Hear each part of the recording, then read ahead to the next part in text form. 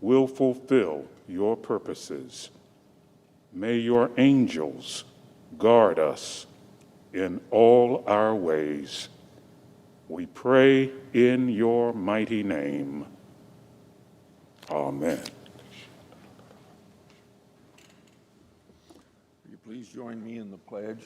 I pledge allegiance to the flag of the United States of America and to the republic for which it stands.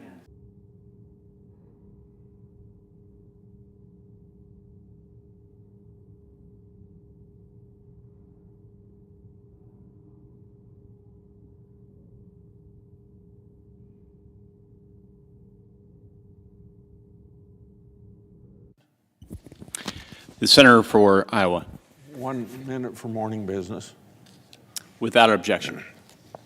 History will look back at 2020 and find many lessons and even some silver linings to unpack.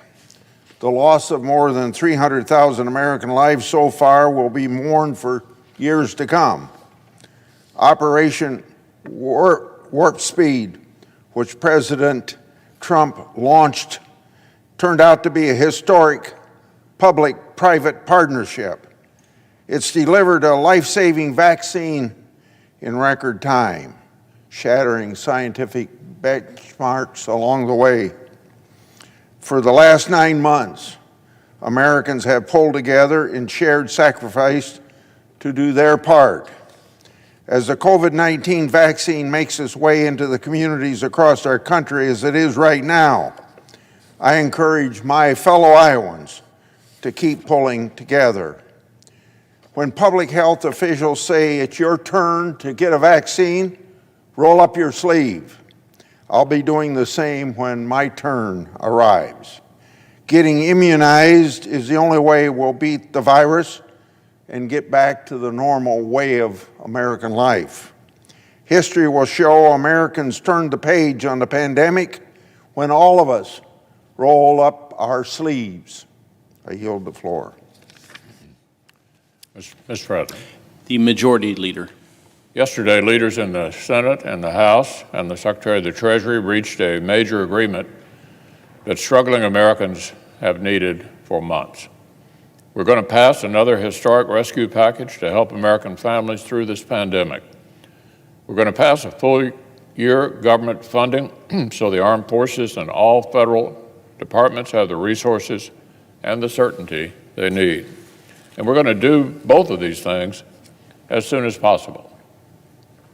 Senate Republicans have been trying since July, to get more targeted bipartisan relief into the hands of the American people. Back in July, we proposed to send about $1 trillion to priorities including a second round of Paycheck Protection Program, direct checks for households, and funding for healthcare providers, testing, and K-12 schools back in July. Democrats said no. They said they'd block anything short of their multi-trillion-dollar left-wing wish list. Here was one headline that particularly underscores their view. $2 trillion or bust. Democrats draw a red line in coronavirus spending battle. $2 trillion or bust. Democrats draw a red line in coronavirus spending battle. So in July and in August, when Republican senators tried to extend expiring federal unemployment benefits, Democrats blocked us. Laid off workers lost their benefits. In September and again in October, as people kept hurting, the virus kept spreading, and schools tried to find footing, every Republican voted for a multi-$100 billion package. Both times, Democrats blocked the relief. Their view was all or nothing. But a few days ago, with the new president-elect of their own party, everything changed. Democrats suddenly came around to our position that we should find consensus, make a law where we agree, and get urgent help out the door. In a few days of hard work, we've assembled another historic bipartisan rescue package, just under $900 billion of relief targeted toward our fellow Americans who need help the most. I'll begin where this pandemic will end, vaccinations. Thanks to the genius of science and the leadership of President Trump, Operation Warp Speed has produced safe and effective vaccines. Now we need to distribute them nationwide. This rescue package provides many billions more dollars to expand vaccine purchasing and vaccine distribution. Until we have won, we need to keep wearing masks and taking precautions. Even so, more Americans will fall ill.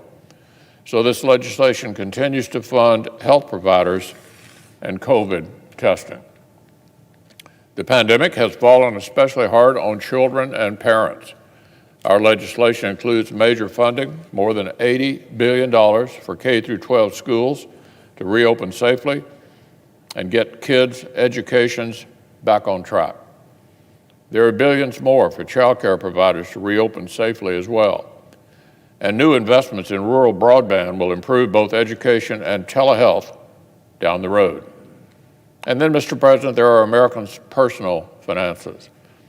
The impossible kitchen table questions that millions of working families have faced this year through no fault of their own. Back in March, thanks to Chairman Rubio, Senator Collins, and Senator Cardin, we created the Paycheck Protection Program. It saved small businesses and helped millions of American workers keep receiving paychecks rather than pink slips. It would be insanity for us to have saved these jobs all this time only to drop the ball with the end in sight. So this bill will send more than $280 billion to reopen the PPP for a targeted second round. And we made sure churches and faith-based organizations will continue to be eligible. Of course, millions have already been laid off. So months after Republicans tried to stop benefits from expiring in the first place, this package will resume a temporary federal supplement to unemployment insurance. And it extends other programs for self-employed and gig workers that would have expired. Thanks to the particular leadership and direction of President Trump and Secretary Mnuchin, households will receive a second round of direct relief checks, $600 per adult and per child. This is just some of the aid that will be heading Americans' way in a matter of hours. No sprawling left-wing wish list, no unconstrained bailouts for state and local government with no connection to COVID needs, just smart, targeted, bipartisan policies, what Senate Republicans have been recommending since the summer. I cited a figure of $900 billion, but listen to this. The net new cost is less than roughly $350 billion. We're recovering more than $500 billion in unspent money that Congress had already set aside and channeling it to these urgent needs. And thanks to our colleague, Senator Toomey, this legislation winds down some of the temporary emergency powers we lent the Federal Reserve to make sure our financial system survived last spring. A lot of talented leaders helped make this happen. Leader McCarthy has been an invaluable partner. White House Chief of Staff Mark Meadows has been central. Colleagues such as Senator Collins, Murkowski, Romney, Cassidy, and Portman helped prod the Senate toward consensus with their bipartisan work. And I just mentioned Senator Toomey. I want to give particular thanks to the Secretary of the Treasury, Secretary Mnuchin.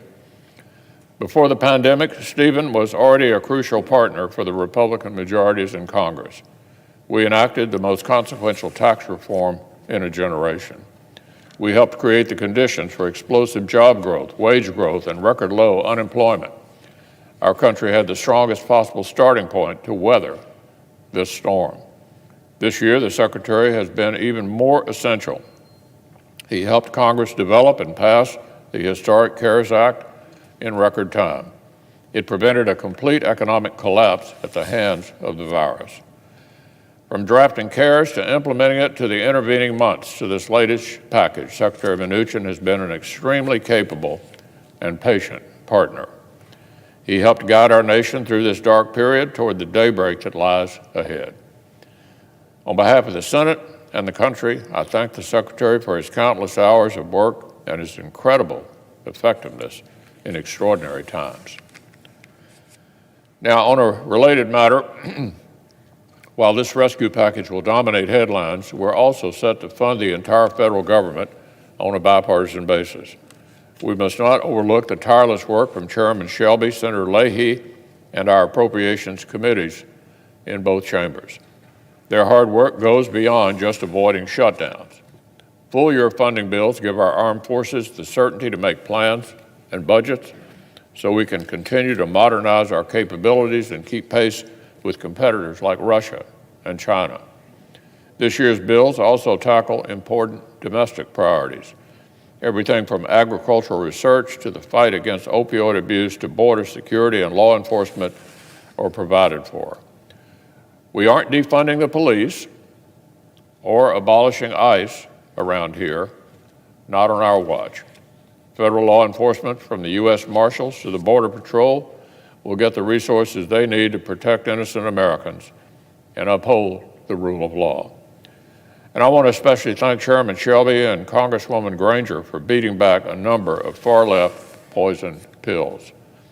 These bills maintain pro-life guardrails on funding, secure President Trump's approach to Title X, and respect our citizens' Second Amendment rights. The Senate is about to cast some incredibly impactful votes. None of us think any of this legislation is perfect, but a big bipartisan majority of us recognize the incredible amount of good it will do when we send it to the President's desk. The American people have waited long enough. I'm glad for our country that we're now moving ahead together. Under the previous order, the leadership time is reserved. Under the previous order, the Senate will be in a period of morning business with senators permitted to speak therein for up to 10 minutes each.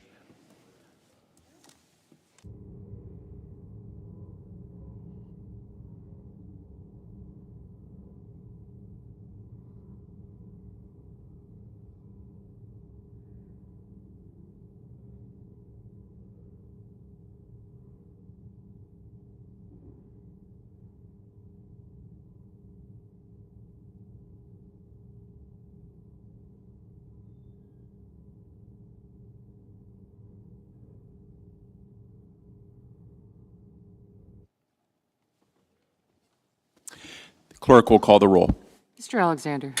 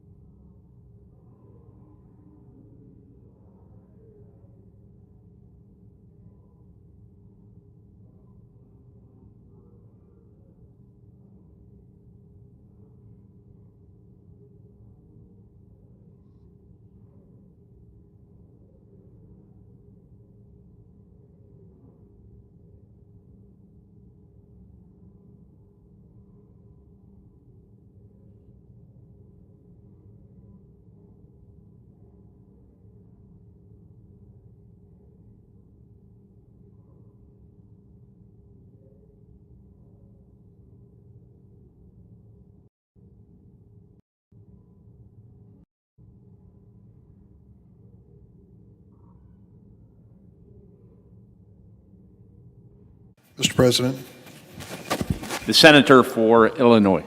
are we in quorum call? We I are. consent that the quorum call be suspended. Without objection. Before I say anything else, Mr. President, I want to say happy winter solstice. 2020 is almost gone. It's an announcement I made to my family this morning, and I hope America shares it. We are turning a corner as a nation into a new year and a new season, and I hope a much better day for all of us across this country. Mr. President, 9 months ago in March, we created the relief known as the CARES Act, and it passed the Senate by a vote of 96 to nothing. It was a measure intended to address the pandemic and the resultant economic downturn in America. I've heard various estimates of the total cost, but it's somewhere in the range of $2 to $3 trillion. It was the largest single investment in our nation in our history. It was a massive national response to a massive national health crisis. And it worked, at least on the economic front. I believe that it created demand in our economy that otherwise would not have been there and gave some businesses a chance to survive. Sadly, all did not, and many are still suffering. But it was necessary, it was done on a bipartisan basis, it was massive, and I believe it achieved its goal. It started us on the course of dealing with the COVID-19 coronavirus, and one has to look back and say it only had limited success in that regard. As of today, we have lost more than 317,000 American lives, and millions have been infected, and our hospitals are still overrun with patients. But we did the right thing, and we quickly realized what we did could make a difference. The unemployment compensation which we provided for millions of Americans was not only the humane thing to do, but as economists would tell you, was the best single thing you could do to fight a recession. A person who is unemployed, without a paycheck, will spend virtually every penny they're given into the economy, not bank it away for another day. That spending created consumer demand and gave some businesses a fighting chance. The Paycheck Protection Program through the Small Business Administration was the work product of many, but I want to single out Senators Ben Cardin and Marco Rubio for their bipartisan effort. I later saw Senator Collins and Senator Shaheen working to give it another day. But here was a program which extended a lifeline to American businesses, forgivable loans if the money were spent on the necessities, utilities and rent and mortgage and payroll.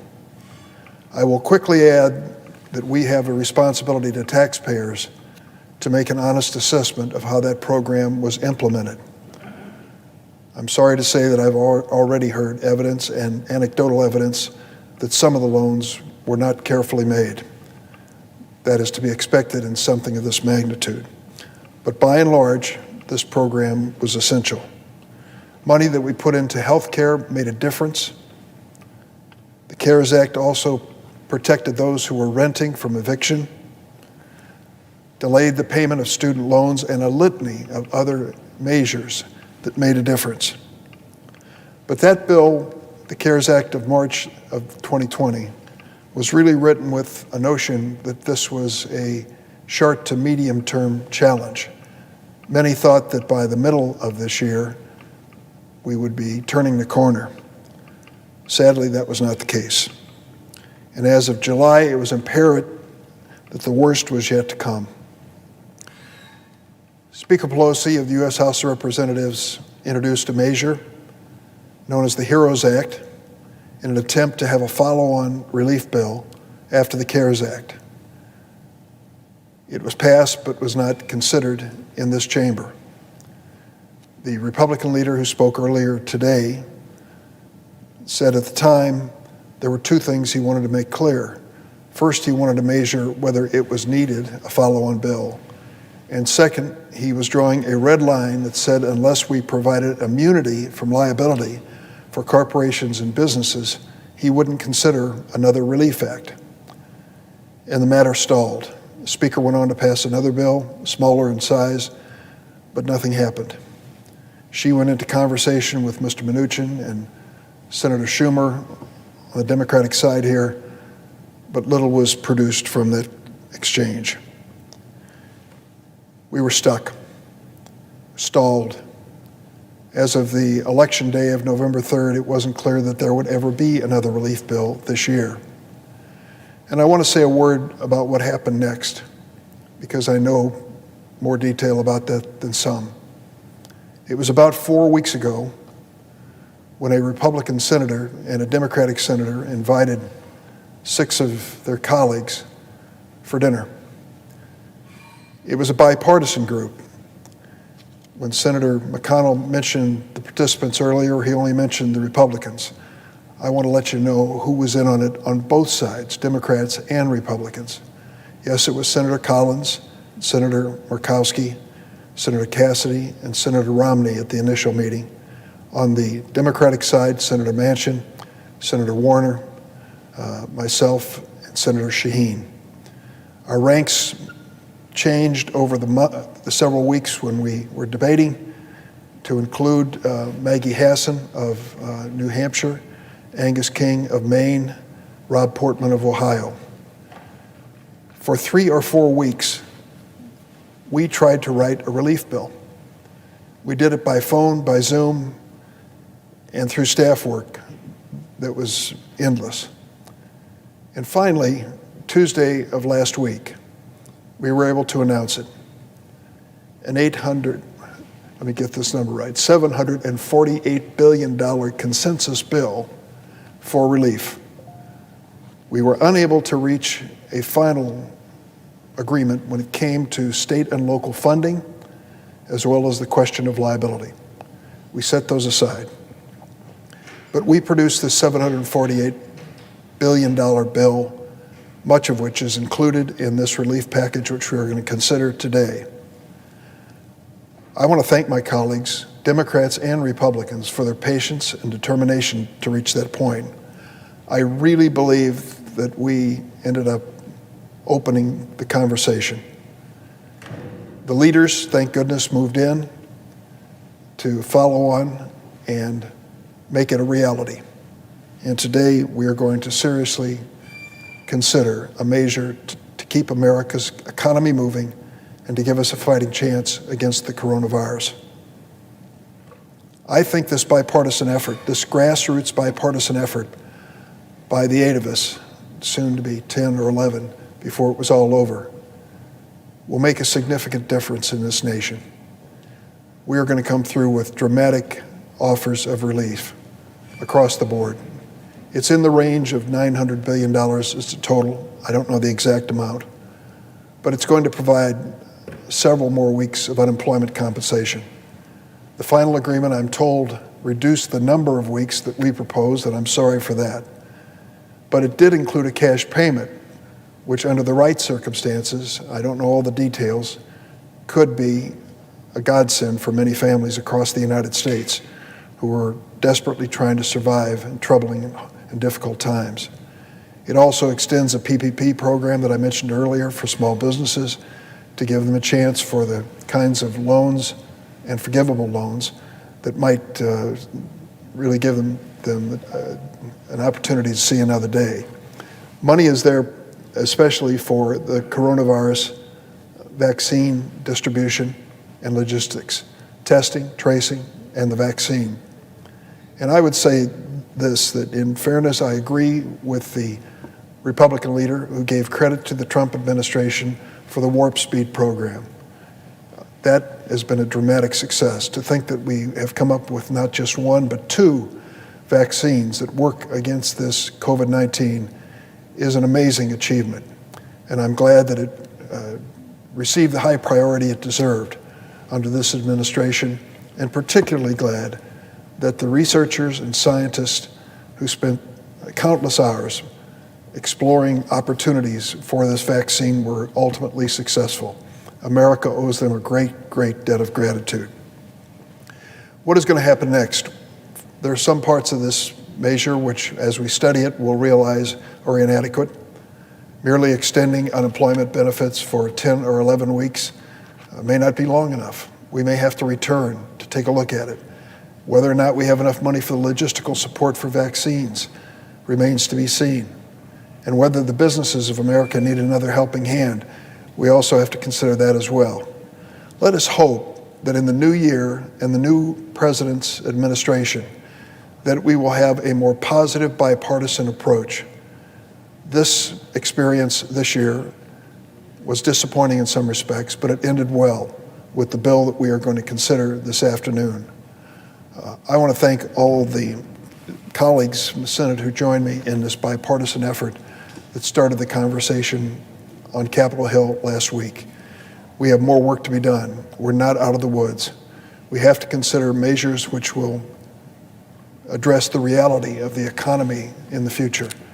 We want to make sure that Americans have a chance to get back to work and businesses have a chance to survive in this time of COVID-19. By the middle of next year, it's been estimated, and this is not for certain, but I hope it's right.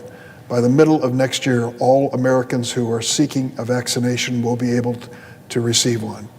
And that will be a day where we can finally hope that we will have reached that magic number of herd immunity and turn the corner on this terrible pandemic.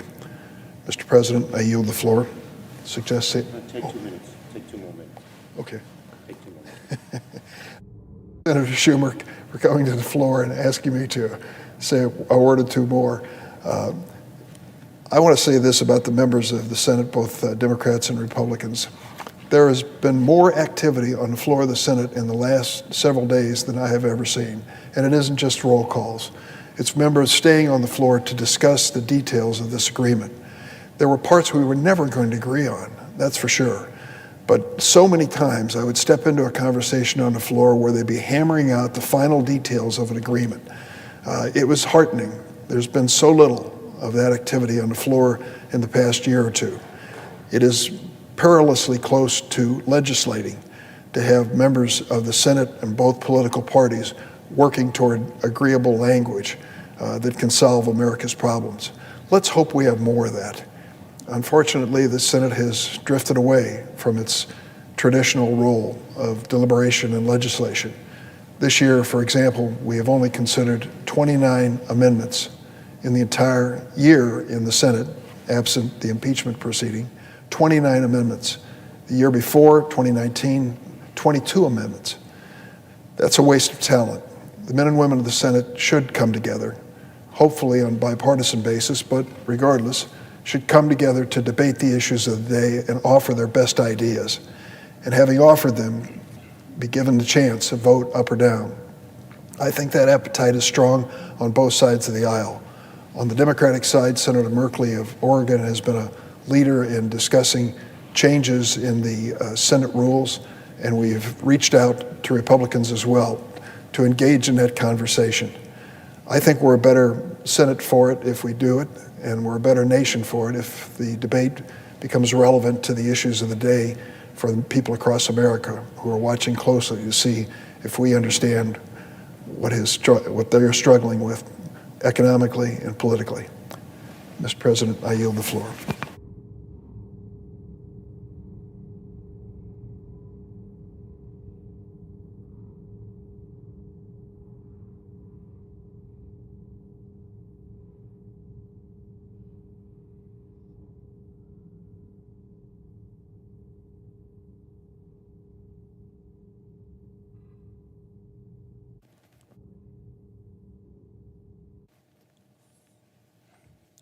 Mr. President, The Democratic leader. first I heard the Senator from Illinois' remarks, and it is a hope that we can change the way the Senate operates and do more amendments, do more debating on the floor. We haven't seen much give from some of our colleagues on the other side of the aisle, but hopefully that could and will happen.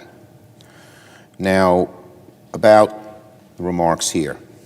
Every day, it seems, for the past week or so, I come to the floor ready to talk about the merits of bipartisan legislation we've been drafting, not wanting to be critical at all.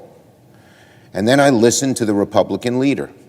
The leader's remarks just about every day this week as he opens the Senate have been so nastily partisan and in so many ways false that I have no choice but to correct the record as the Democratic leader. The Republican leader's accusation that the blame for this bill's delay lies totally on one side is just ridiculous.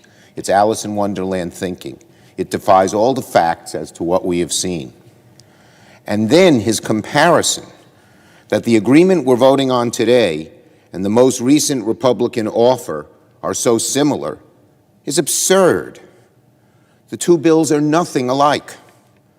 And I've had to point that out several times. Now, I have a chart here, and I'd ask unanimous consent it be entered in the record. Without objection. I'm just going to read from it, comparing the new bipartisan relief agreement from the December 1st GOP proposal of Leader McConnell. How about direct payments? This bill has $600 per individual, $1,200 per married couple, $600 child dependent. Many of us didn't think that's enough, but it's in the bill. You know how much was in the Republican leader's proposal? Zero. Unemployment insurance. This bill that we're voting on has $300 per week of enhanced UI and other program extensions through March 14th. What does the Republican leader's bill have? Zero enhanced UI. Program extensions end January 31st. This bill has $13 billion in SNAP. Republican leader's bill, zero. This bill has $25 billion in rental assistance. The Republican leader's bill, zero. This bill has $45 billion in transportation for both airlines and mass transit and buses and airports and highways. What does the Republican leader's bill have? Zero. This bill has, very importantly, money for community development financial institutions and majority institutions, $12 billion. What does the Republican leader's bill have? Zero. SBA grants, $20 billion this bill. Republican leader bill, zero. Debt payments and enhancements for SBA, this bill, $5.5 billion. Republican bill, zero. SAMHSA funding for mental health and substance order disabuse, this bill, $4.25 billion. Republican leader bill, zero. NIH COVID research, this bill, $1.25 billion. Republican leader bill, zero. Broadband, so homes can get broadband. This bill, $7 billion. Republican leader bill, zero. The list could go on. There's a dramatic difference between the two bills. And we all know as well that the Republican leader, who blames Democrats for delay, said for several months the Senate should be on pause as Democrats were demanding more action. The Republican leader was unmoved. The Republicans' leader was that 20 Republican senators wanted to do nothing more at all. When he finally proposed legislation, it was completely partisan, insufficient, and littered with poison pills. I forgot to add one thing that was in the leader's bill, but not in this bill. The broad corporate liability immunity provision, which the senator from Illinois tried to straighten out. Another huge difference, a poison pill. So when the leader finally proposed legislation, because of public pressure to do something, it was partisan, no Democratic input, zero, insufficient, much too little in so many areas, as I mentioned, and littered with poison pills designed to ensure the bill would fail. Most notably, a provision to give corporations, no matter how egregious their behavior, sweeping immunity from legal accountability. Leader McConnell said on the floor that for Republicans, corporate immunity was a red line. And he blames Democrats, as he did again today, for why this bill is being debated now. It's just turning truth on its head. It's like Alice in Wonderland. And even in the recent negotiations, the Republican majority made an 11th hour demand that had nothing to do with helping people during this pandemic. but rather sabotage the incoming Biden administration's recovery efforts and restrict the Federal Reserve's ability to save jobs and right the economy in a time of crisis. Thankfully, the agreement we reached contains neither the leader's corporate immunity provision nor Senator Toomey's last-minute provision to handicap the Fed's authority to stabilize the economy in a crisis. And it will do a whole lot of good besides some of the programs I mentioned. Look, after months of tense and difficult negotiations, we have this agreement. It's not as large as Democrats want. It's certainly larger than what many Republicans want. That's the nature of compromise. It does us no good to end the year with the kind of bitter partisan fighting that has defined too much of the year. In a new session and under a new administration, we can and should do better, because our job is far from over. The bill today is a good bill. Today is a good day, but it is certainly not the end of the story. It cannot be the end of the story. Anyone who thinks this bill is enough doesn't know what's going on in America. Anyone who thinks this bill is enough hasn't heard the desperation in the voices of their constituents, has not looked into the eyes of a small business owner on the brink of ruin. By all rights, there should be direct assistance in this bill for state and local governments. The checks should be larger. While this agreement includes a new and larger forgivable PPP loan for restaurants, we need to do much more for restaurants. We have bipartisan legislation to deliver the relief that's truly needed, the Restaurants Act, that regrettably did not make it into this legislation. We must do all we can to save restaurants, and I will not stop fighting until we pass the Restaurants Act into law. And this bill cannot and will not be the final word on congressional relief from the corona pandemic. This is an emergency survival package.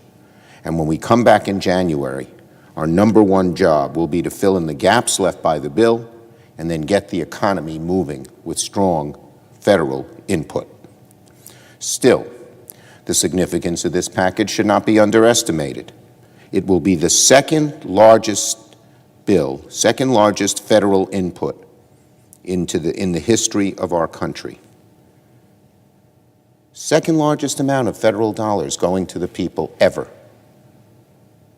The times demand it.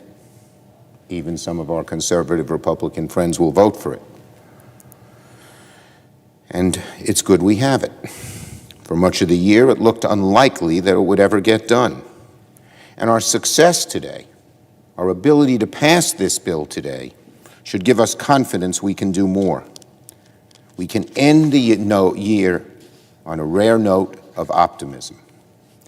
Now, Queen Elizabeth every year gives a talk to her subjects about the status of the monarchy, of the British royal family.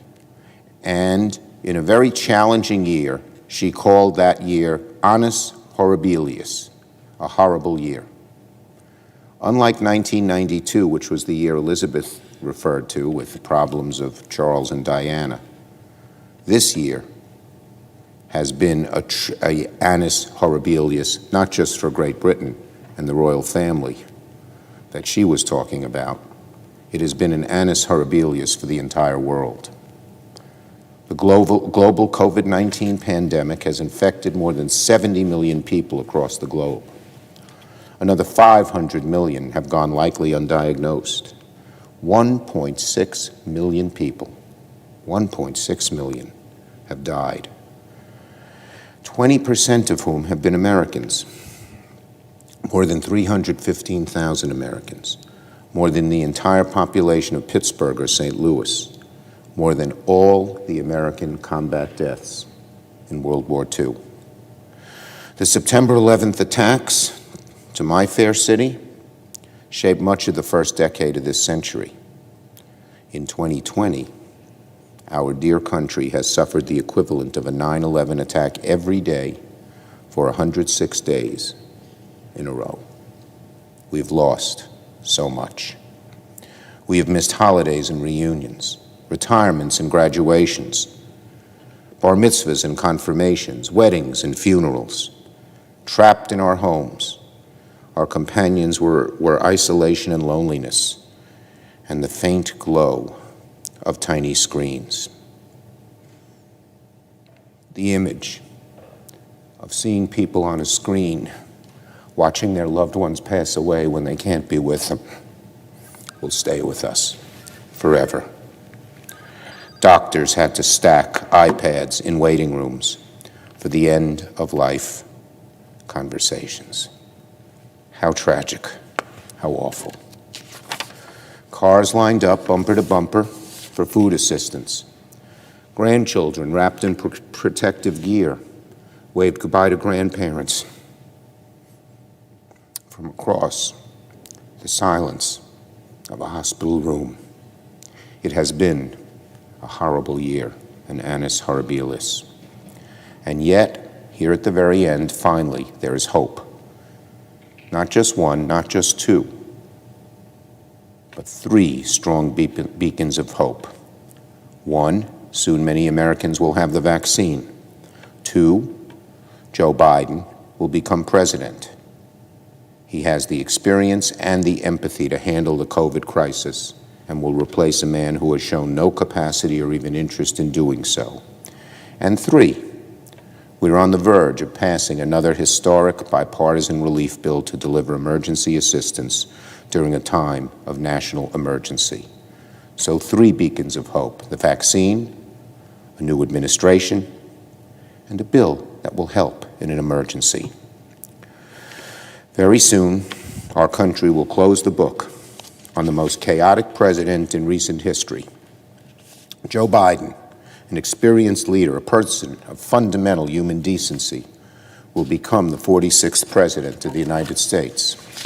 Kamala Harris, my good friend and hardworking colleague, will become the first woman, the first black person, the first Asian American to ascend to the vice presidency of the United States. Together, they will return competency and compassion to our government after 4 long years of division and demonization, which far too many people have tolerated and gone along with. And even though this disease has not been vanquished yet, there is light at the end of the tunnel in the form of a vaccine. Everyone should appreciate how miraculous that truly is. It usually takes between 5 and 10 years to develop a new vaccine. 5 to 10 years. It took American doctors, biochemists, and medical researchers less than 10 months to produce not one, but 2 viable vaccines for the coronavirus. The discovery of a vaccine in a single calendar year is the crowning scientific achievement of the 21st century, the medical Manhattan Project of our times. It's a reminder that when we work together and persevere and sacrifice for one another, nothing is beyond our capacity as a nation. The same resilience and innovation and fortitude that saw our country through its darkest hours has emerged once again. COVID-19 has changed our country, but it has not changed our character. America is the night shift nurse fashioning protective equipment from shoelaces and a sheet of vinyl. America is a restaurant owner who sent meals to the frontline workers for free. America is the home-stitched mask sent to friends and families. It's the metallic clang of pots and pans celebrating essential workers. America is the grocery store clerk and the bus driver and the plasma donor and the lab technician, late at night, poring over the results of a clinical trial. It is the Brooklyn doctor, 62, on the verge of retirement, who for 2 straight weeks worked day shifts at the ICU and night shifts at the nearby hospital before finally succumbing to the disease himself. Last week, the first American, a nurse in Queens, was vaccinated against COVID-19. Many millions will soon follow. Eventually, our businesses will reopen, our economy will reopen, life will reopen. We will travel and worship and send our kids to school and see our friends and be together again. It won't be tomorrow, it won't be next week or even next month, but it will happen. Not because we merely waited long enough, not because we were patient, but because we persevered. Our job right now is to help the country get from this stormy present to that hopeful future, to survive this dark winter until the spring thaws the ice. Our job is to do what's necessary. Pass this bill, pass another stronger bill next year, whatever it takes, to hold our country together until we eradicate the awful scourge of this disease. At the end of this annus horribilis, this horrible year, let us give the American people another reason to hope. I yield the floor.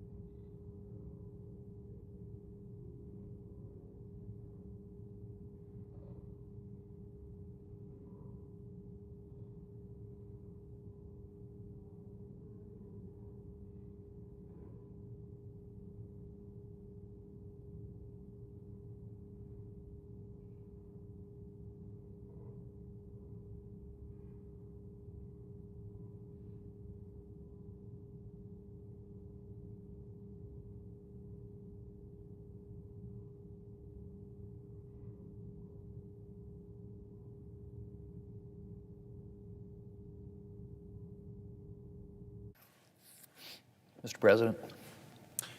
Majority Whip. Mr. President, is the Senate in a quorum call? Senate is not in a quorum call. Mr. President, I am, like many of my colleagues, very pleased that we have reached an agreement on a final COVID relief package, and none too soon. Last week, we celebrated what will hopefully be a turning point in the COVID fight, the first U.S. coronavirus vaccinations. We need to build on that momentum and make sure that vaccine distribution goes swiftly and smoothly so that we can vaccinate as many Americans as possible, as quickly as possible.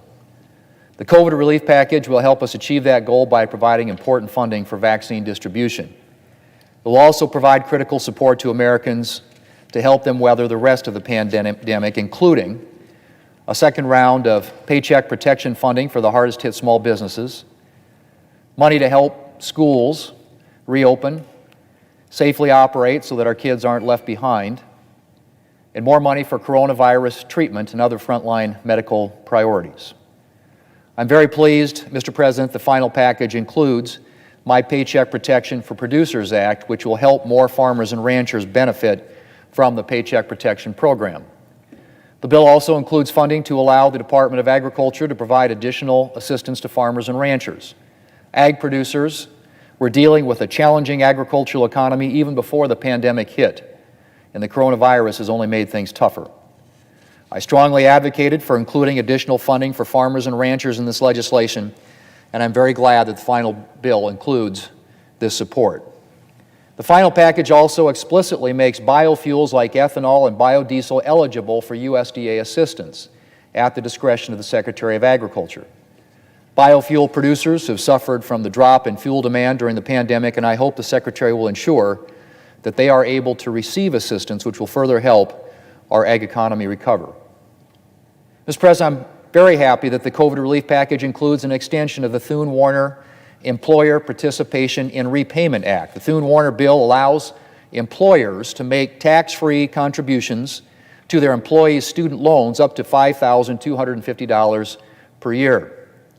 This is a win for employees who get help paying off their student loans, and it's also a win for employers as they look to attract and retain talented workers. Our bill was included in the CARES Act, the major coronavirus relief legislation we passed in March, but it was scheduled to expire at the end of the year. Under the coronavirus relief package, however, our legislation will be extended for an additional 5 years. The COVID relief package also includes Senator Cornyn's Small Business Expense Protection Act, which I co-sponsored. This legislation will ensure that small businesses that qualify for forgiveness of their Paycheck Protection Program loans can still deduct their ordinary business expenses on their taxes. The relief package also includes legislation I introduced this summer with Senator Enzi that will establish anti-fraud measures within the Pandemic Unemployment Assistance Program so that we can ensure that the beneficiaries are truly eligible for the program. Mr. President, we've addressed a lot of coronavirus priorities in this relief package, and I'm very pleased that we are finally getting it out the door. Republicans spent months pushing for additional targeted coronavirus relief, and I'm glad that Democrats finally decided that they were ready to work with us in a bipartisan way to arrive at this legislation. Mr. President, the Senate Democrat leader was just here once again attacking Republicans over their failure, the Democrats' failure, to work with us to get a coronavirus relief bill sooner. We passed, or I should say, we brought up on the floor multiple times legislation that could have passed if there had been a little cooperation from the Democrats. And he pointed out that this bill that we're going to be voting on today looks nothing like the Republican bill, which isn't the case.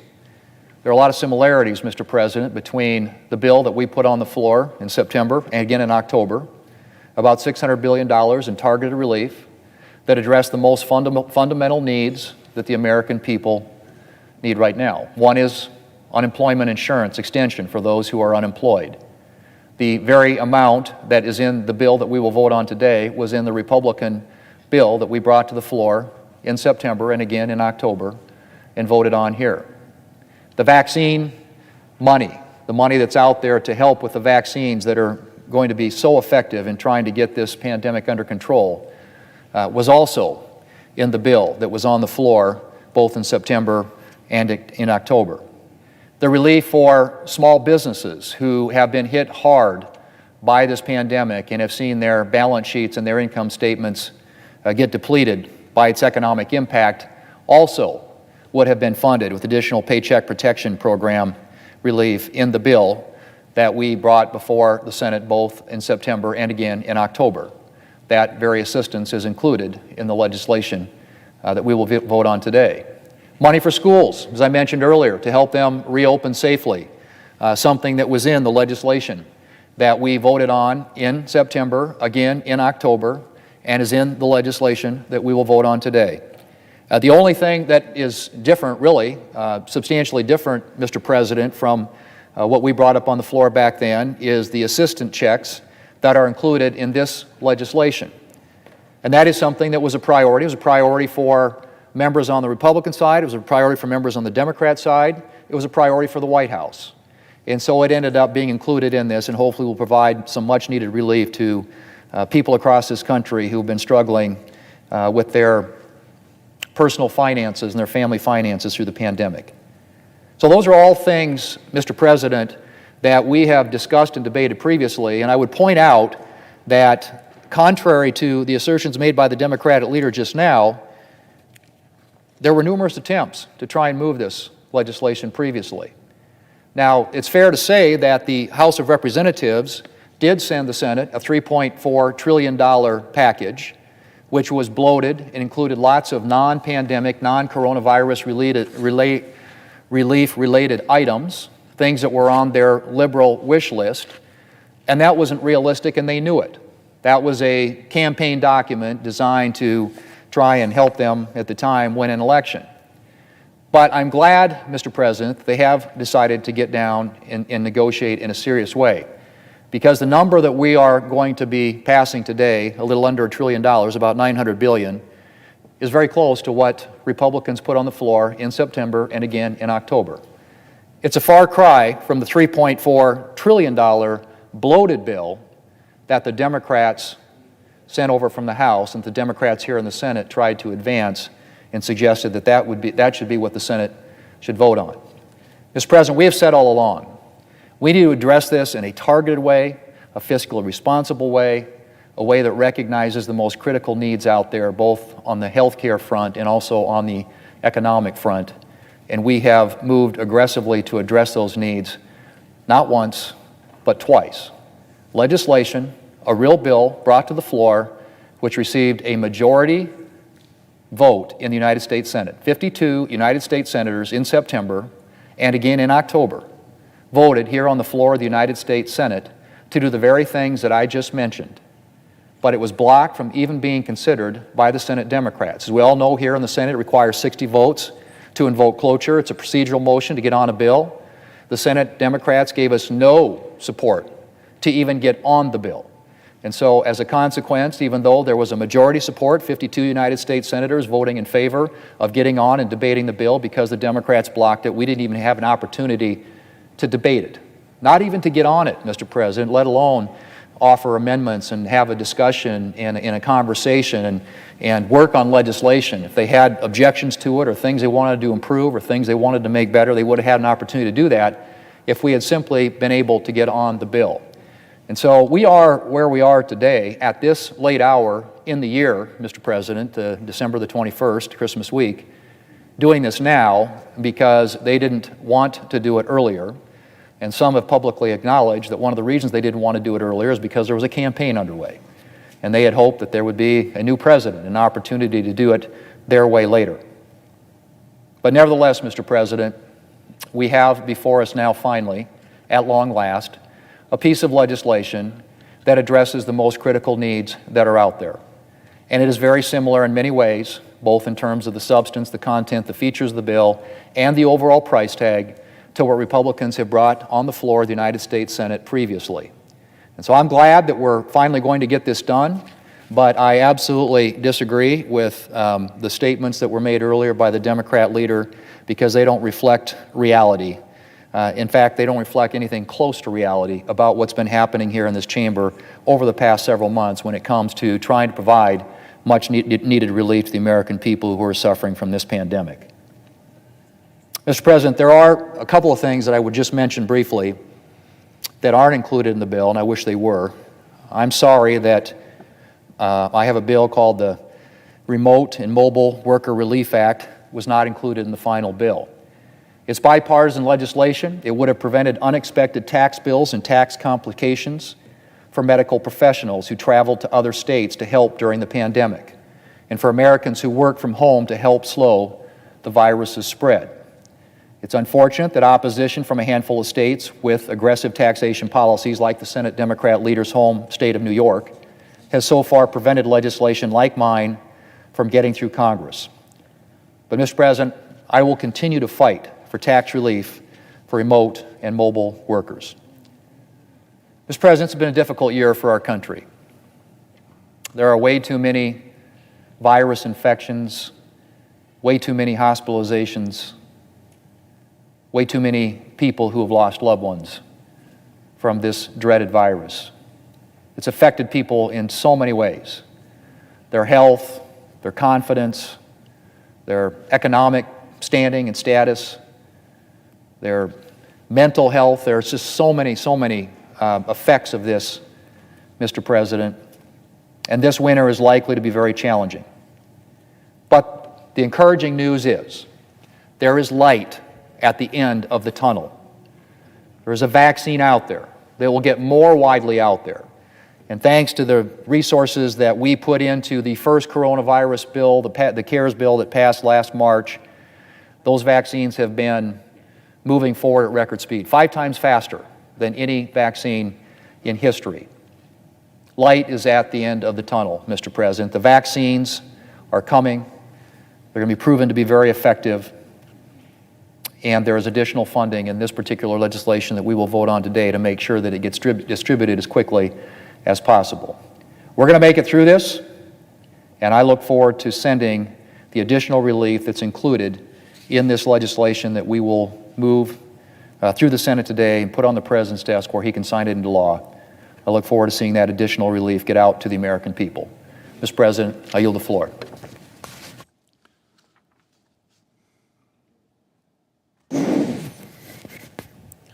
Mr. President. Senator from North Carolina. Thank you, Mr. President. Mr. President, I rise today to honor the life and service of Concord, North Carolina police officer Jason Schumer, who was tragically killed in the line of duty this week. Officer Schumer was only 25 years old and had served the Concord Police Department for 1.5 years with honor and distinction. Officer Schumer and Officer Caleb Robinson were responding to a 911 call for a car crash and an attempted carjacking. Officer Shuping and Robinson located the suspect and were prepared to bring him to justice. However, when Officer Shuping, Officer Robinson, and a third ALE officer approached, the suspect immediately began opening fire. Officers Shuping and Robinson were both shot. Additional officers arrived on the scene and took out the suspect. While Officer Robinson is fortunately expected to make a recovery, Officer Shuping tragically passed away from his injuries. Jason Shuping was an outstanding police officer who courageously ran to danger to protect residents of Concord. He was also a loving son and a husband to his wife, Haley. He was active in his community since his childhood. He attended East Rowan High School in Salisbury, and he was an honor student and track and field athlete at UNC Pembroke. He was a young man with a bright future ahead of him, described by those who knew him as a gentle soul who made an impact.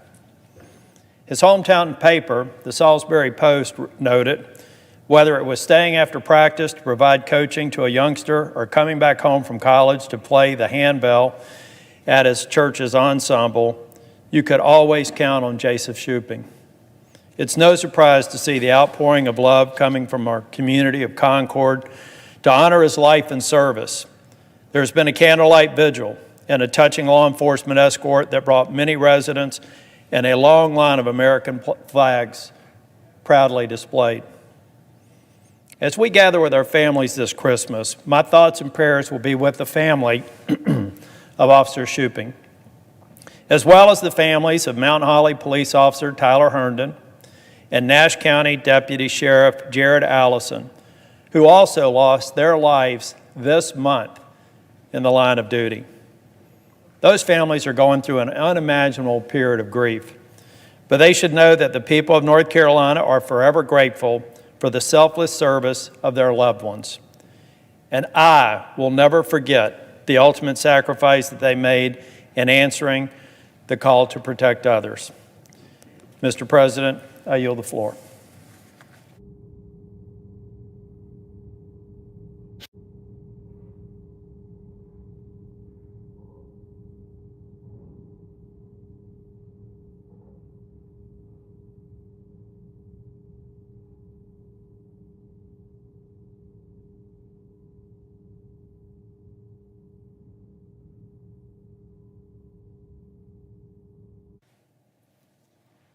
Mr. President. Senator from Minnesota. Mr. President, I rise today to thank all of my colleagues who worked so hard on the bill that is coming to the floor today, the pandemic relief package.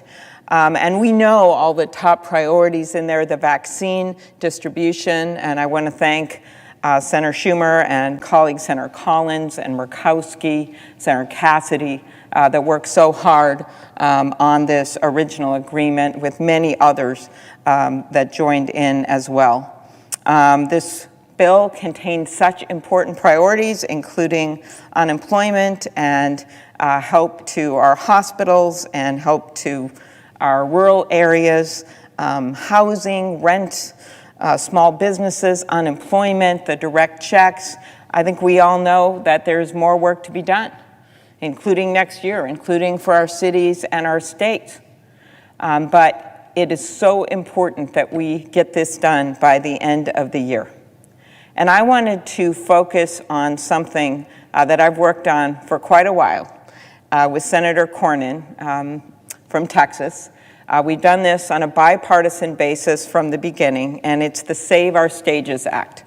And when we first introduced it in July, we knew that it was going to be a long road.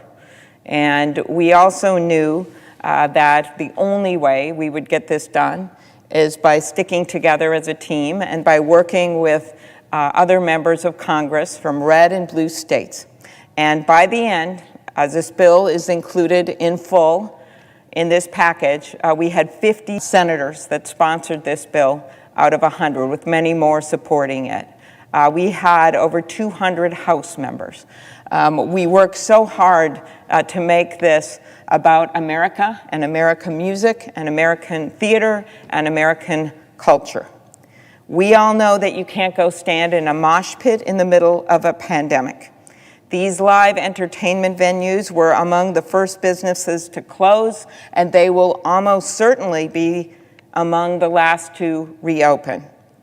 And this was about, yes, Nashville and New York, but it was just as much about the Fargo Theater or a small country music venue in Texas. And while we see the light at the end of the tunnel with the vaccines, we know that it will be quite a while before these businesses, which operate on such thin margins as it is, can keep going. And I think we also know the importance of the arts and music, not only as a cultural icon in America, but also as an economic driver. It's one of our #1 exports when you combine all of it. And the fact that we were able to stick together with not only the nitty-gritty of this bill and this coalition and actually add partners and as we went along is a tribute to all the musicians out there, all the venues, all the lighting operators, all the truckers, everyone that came together and said, we're going to get this done. Because I know when Senator Cornyn and I first introduced it, people kind of pat us on the head and say, oh, this sounds nice. But I think when people started to hear the facts and how much this mattered to economies in even small towns, it made a difference.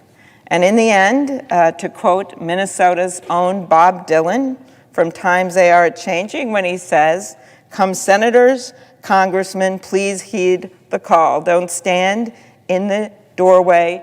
Don't block the hall. No one blocked the hall.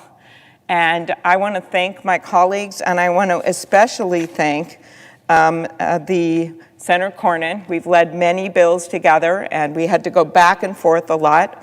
I want to thank Dana Frank, who is the head of First Avenue in Minnesota, made famous, of course, by Prince. Prince wouldn't be Prince if not for First Avenue. Everyone in our state, when they think about First Avenue, they think about Prince. And she is the head of the National Venue Association. She called me one night in the beginning of the pandemic and said, I just can't make it through this without some help.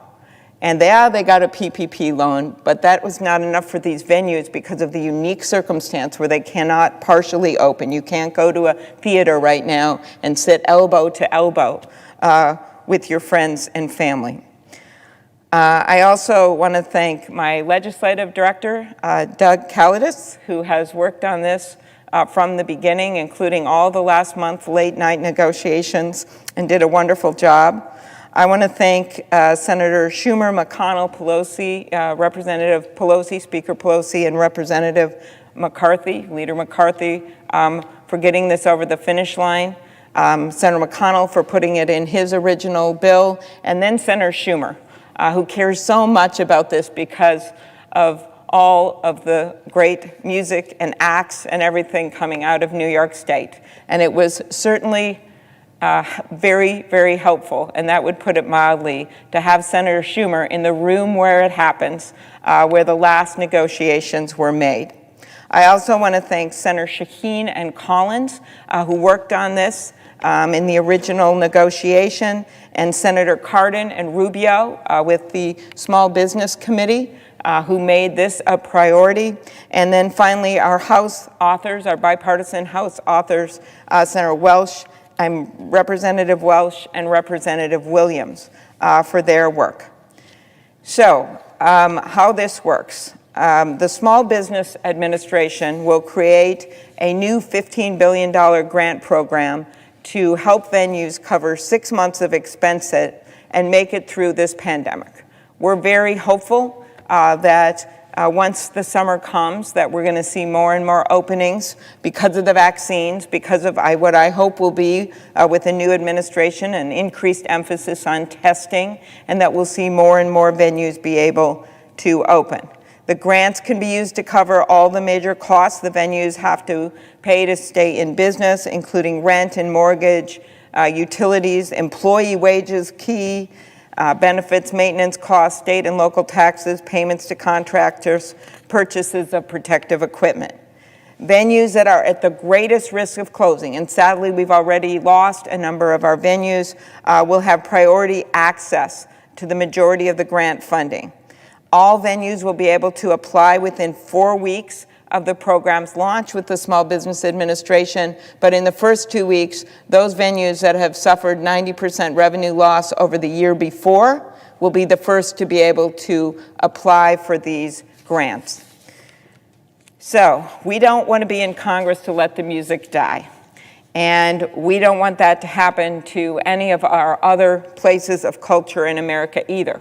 That's why over the last month or so we have worked with the museums and with the zoos, and I want to especially thank Senator Schumer for his work on that, as well as Senator Blunt and many others who worked with us. And we wanted to make sure, and as well as the movie theaters, we wanted to make sure that if we expanded our coalition, that we didn't hurt the originals, which were these small theaters and small music venues across the country. We did not do this, because this new program will be a lifeline for small entertainment venues across the country, like First Avenue, like the Blue Stem Amphitheater in Moorhead, Minnesota. It will also help the millions of Americans who work behind the scenes and who have been sidelined, from the engineers and truck drivers to the ticket takers and the designers and the spot operators. It will help revive the local economies of neighborhoods and small towns across this nation. It is not every day that a coalition sticks together from beginning to end, that they've kept with their original purpose, haven't been picked off, haven't gotten in infighting, but this group did it. And maybe it's because so many Americans at home right now cherish music and entertainment and that part of America like they've never done. But they're watching things alone. They're listening to concerts by themselves. They're listening to them with their iPhones, or they're listening to them on their computers, and it's not quite the same. And we also know all of these artists that don't exactly get a big boost up by themselves with huge funding when they first start out. So many of them start at these little venues, a country music band playing at that Blue Stem Amphitheater, a little local theater troupe trying out a new play in Lanesboro, Minnesota. They can't do it without these venues. So today we celebrate the fact that we held together. And not only are we passing this bill as part of this package, we actually brought in friends and we brought in partners, and we made it even a bigger deal than it was to begin with. So as I began by quoting the great Bob Dylan from Minnesota, I will end. He once said, "Well, I sing by night, wander by day. I'm on the road, and it looks like I'm here to stay." Finally, we are reaching out to this group of employees and these businesses and say, we want you to be here to stay. So thank you to Save Our Stages and all of our colleagues that worked so hard on this, and special thanks to my friend Senator Cornyn. Again, when we did this, we didn't know if we would be able to mount this grassroots effort, but it happened because artists and fans just wouldn't give up. So thank you very much, and I yield the floor.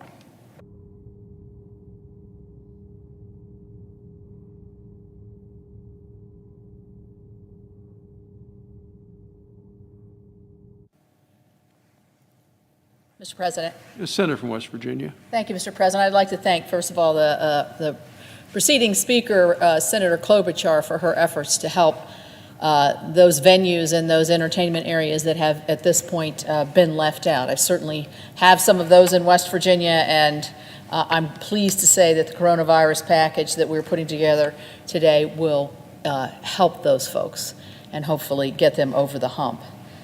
Before I begin, I would like to wish everybody as much as they can a happy holiday, a joyful new year, turning the page of 2020 is something I think we're all pretty anxious to do.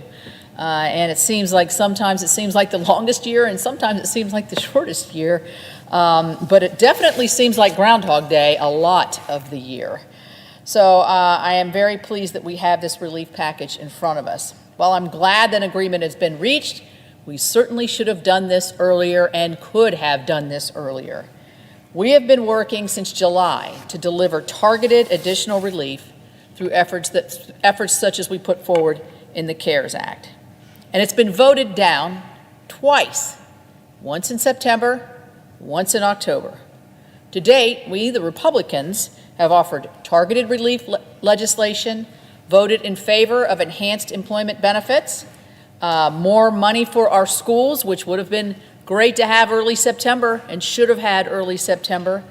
We voted in favor of standalone emergency funding for the Paycheck Protection Program, which we know is exceedingly important, more dollars for vaccine and testing so that we can get the great news of the vaccine that we see coming forward out to everybody in this country.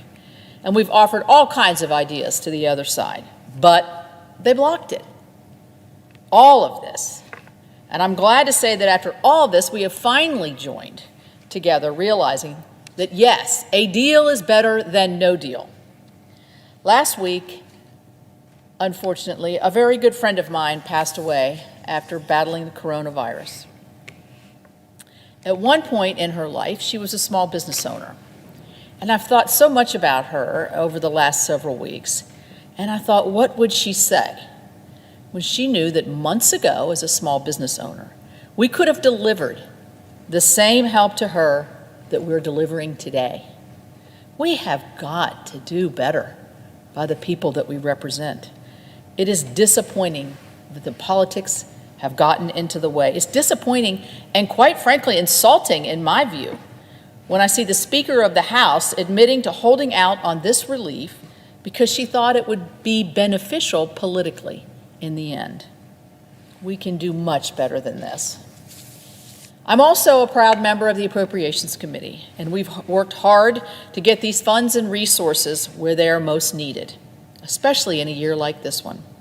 But due to delays, critically needed resources to combat the opioid epidemic have had to wait. Investments to improve broadband have had to wait. Research dollars into Alzheimer's have had to wait, and the list goes on. This is so frustrating to me, as it should be to every American. And I know they're frustrated because they tell us they are. But here now, we were able to include funds for things that are important to me in my state of West Virginia, things such as fossil energy research, our universities, and the many federal facilities that call West Virginia home. I encourage my colleagues to support this important legislation that reflects our nation's priorities and funds the government, which is our responsibility as members of Congress. Within the Omnibus Appropriations Act is the FY21 Homeland Security Appropriations Bill. I chair that subcommittee, and it was with great pride that I can report to the American people and to West Virginians that this title invests billions of dollars to protect our homeland. We maintain our commitment to border security through a border wall system to include physical barriers and enhanced technologies. We avoided a drastic cut to our cybersecurity capabilities that we see we need more now, more than ever, after all of the reports and the vicious cyber attack that we saw launched, that we uncovered, that has been launched against many of those in our country, not just government, but private sector as well. And we continue our commitment to use every resource at our disposal in the effort to prevent those opioids that are killing our people. And we see the overdoses going up and the deaths from overdose going up during this pandemic. We try to get the resources to our Homeland Security folks to prevent those drugs from entering this country at all. The men and women of the Department of Homeland Security work constantly against threats both old and new, traditional and emerging, and deserve the support this legislation gives them. So while this is great news in the end, I'll repeat what I said earlier, and that is Congress can do better. We could have done this earlier, and it should have been done earlier. So there's no reason we should be standing here several days before Christmas discussing the items that were ready to go several months ago. But we are where we are as we turn the page gleefully into 2021. I think we should all pledge to one another and to the country that we will do better. We will work better with each other and prevent the politics from infecting every decision that could positively impact so many people in this country.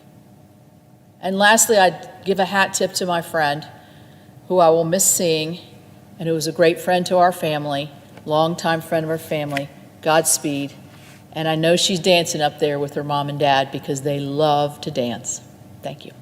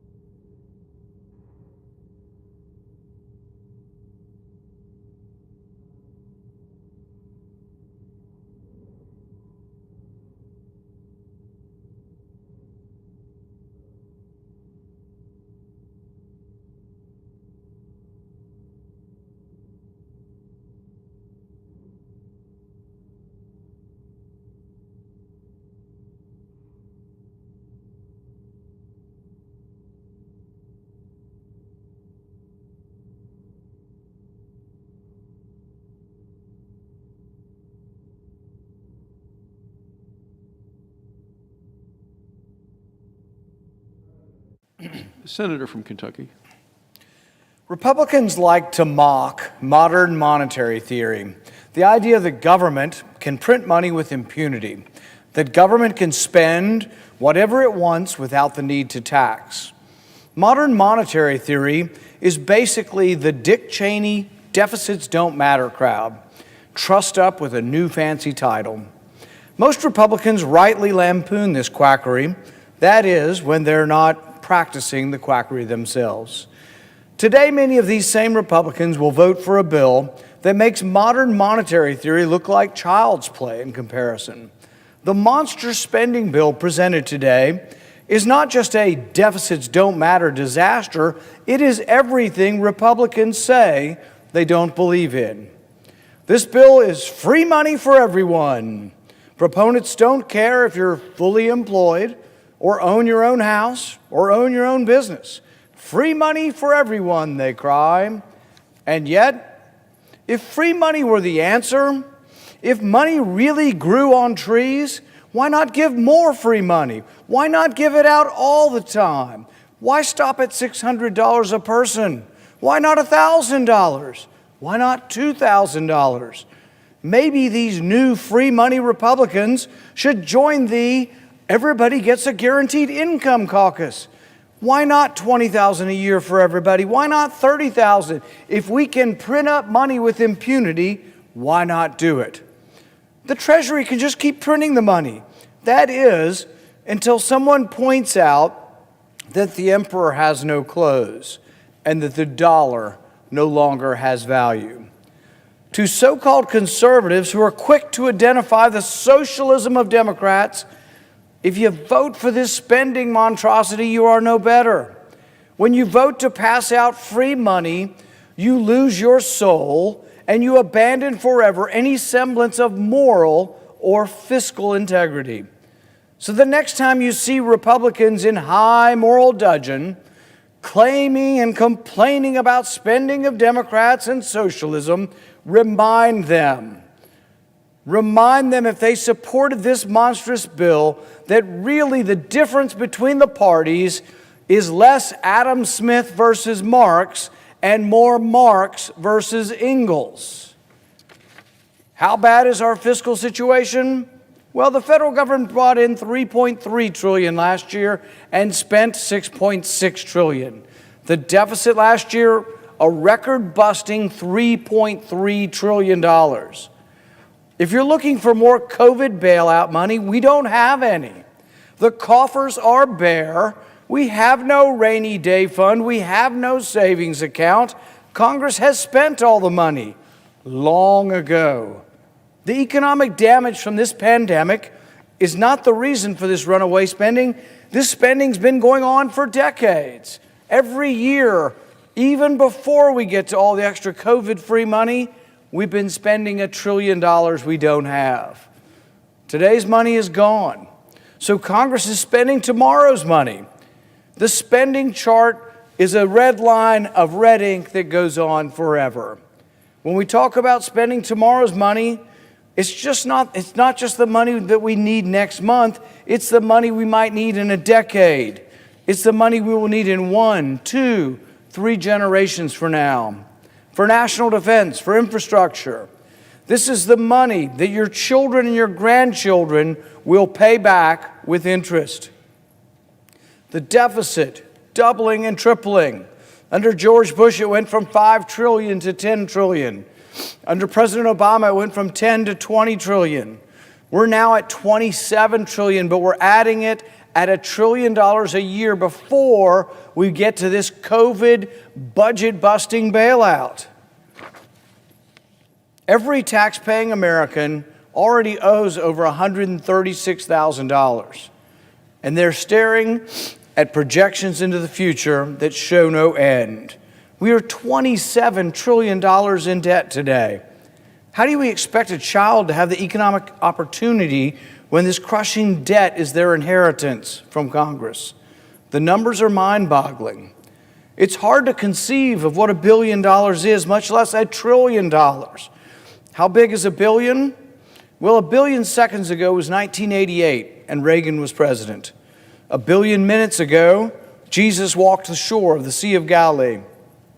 1 billion hours ago, man still lived in caves. But $1 billion ago was just 80 minutes ago. $1 billion ago, at the rate Congress spends money, was just 80 minutes ago. All of this should be setting off alarm bells. But the only alarm bells in Congress are sounding the alarm for more spending and more debt. No cuts, no offsets, no pay-fors, no prioritization. Just print it up. Print up more money and give it out to everybody because it's free money. Come and get yours. Well, the getting's good, but it leads to a mountain of debt. Spend all this money and leave the future to figure itself out.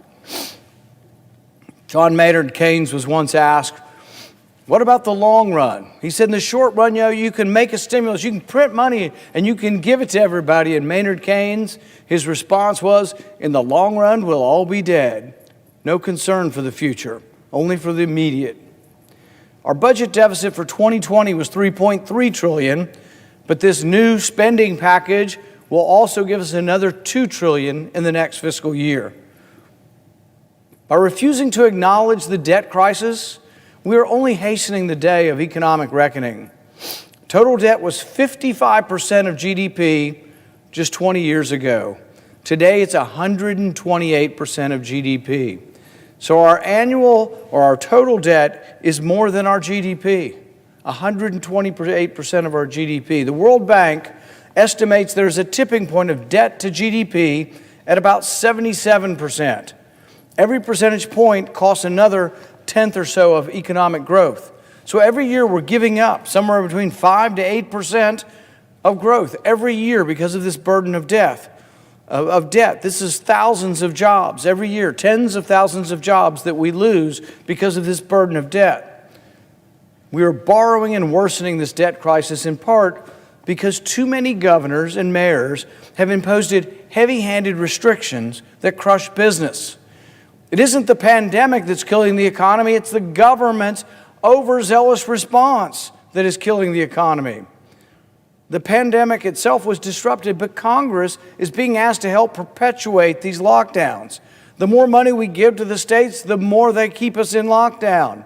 Every bailout dollar printed and passed out to the governors only allows these tin-pot dictators to perpetuate the lockdowns. Their rules are arbitrary and unscientific. Governors and mayors across the country are picking winners and losers.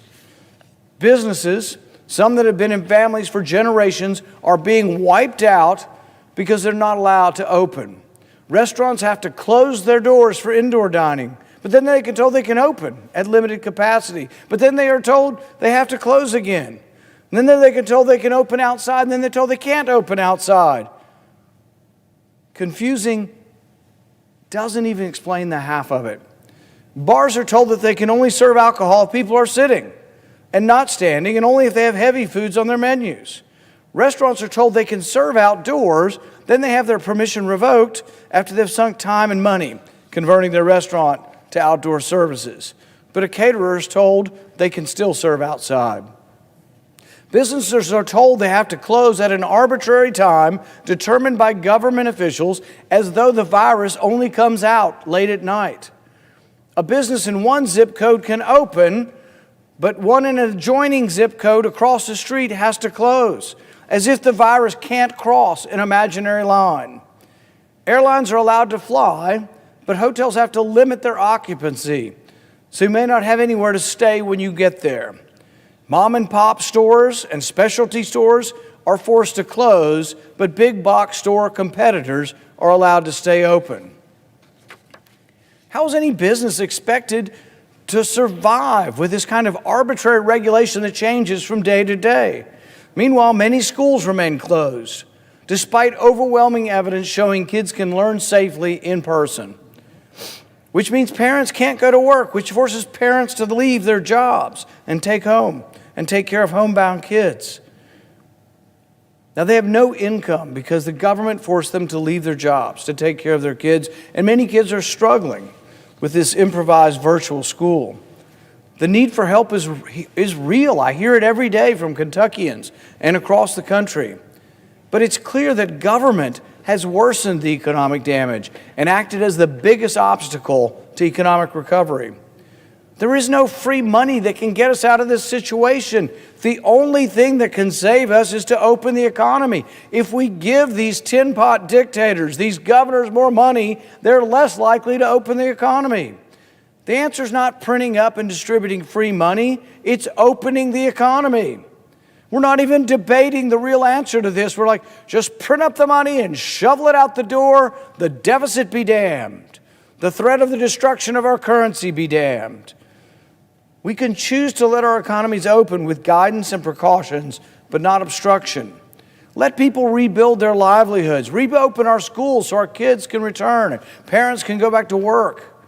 Congress should do away with automatic spending increases and scrutinize where in the budget we can find savings to pay for the pressing needs arising from the pandemic. But we shouldn't simply print up money and pass it out to everyone.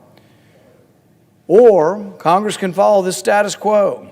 Congress can continue to borrow from our kids, the same children we've locked out of our schools. Congress can keep enabling and shutting down businesses by force, spend all of today's money and all of tomorrow's money, and then good luck. Good luck figuring out how to pay for all of this massive debt. It doesn't have to be this way. There is another alternative that won't be debated, and that alternative is open the economy. It's not too late to change our course. Cut unnecessary spending, eliminate waste, stop fighting a $50 billion a year war in Afghanistan that hasn't had a military mission in at least a decade. Make the hard decisions now. We can't keep pretending that more debt is a sustainable policy course. Leadership is not passing on the problem to someone who can't protest. Leadership is making the hard choices now. This is what we have to do. I will oppose this new debt, and I will continue to sound the alarm until we change our course. Our country can be saved. We can survive this if we pull together, but adding more debt is a mistake. It is not the solution, and we should resist it. Thank you, Mr. President.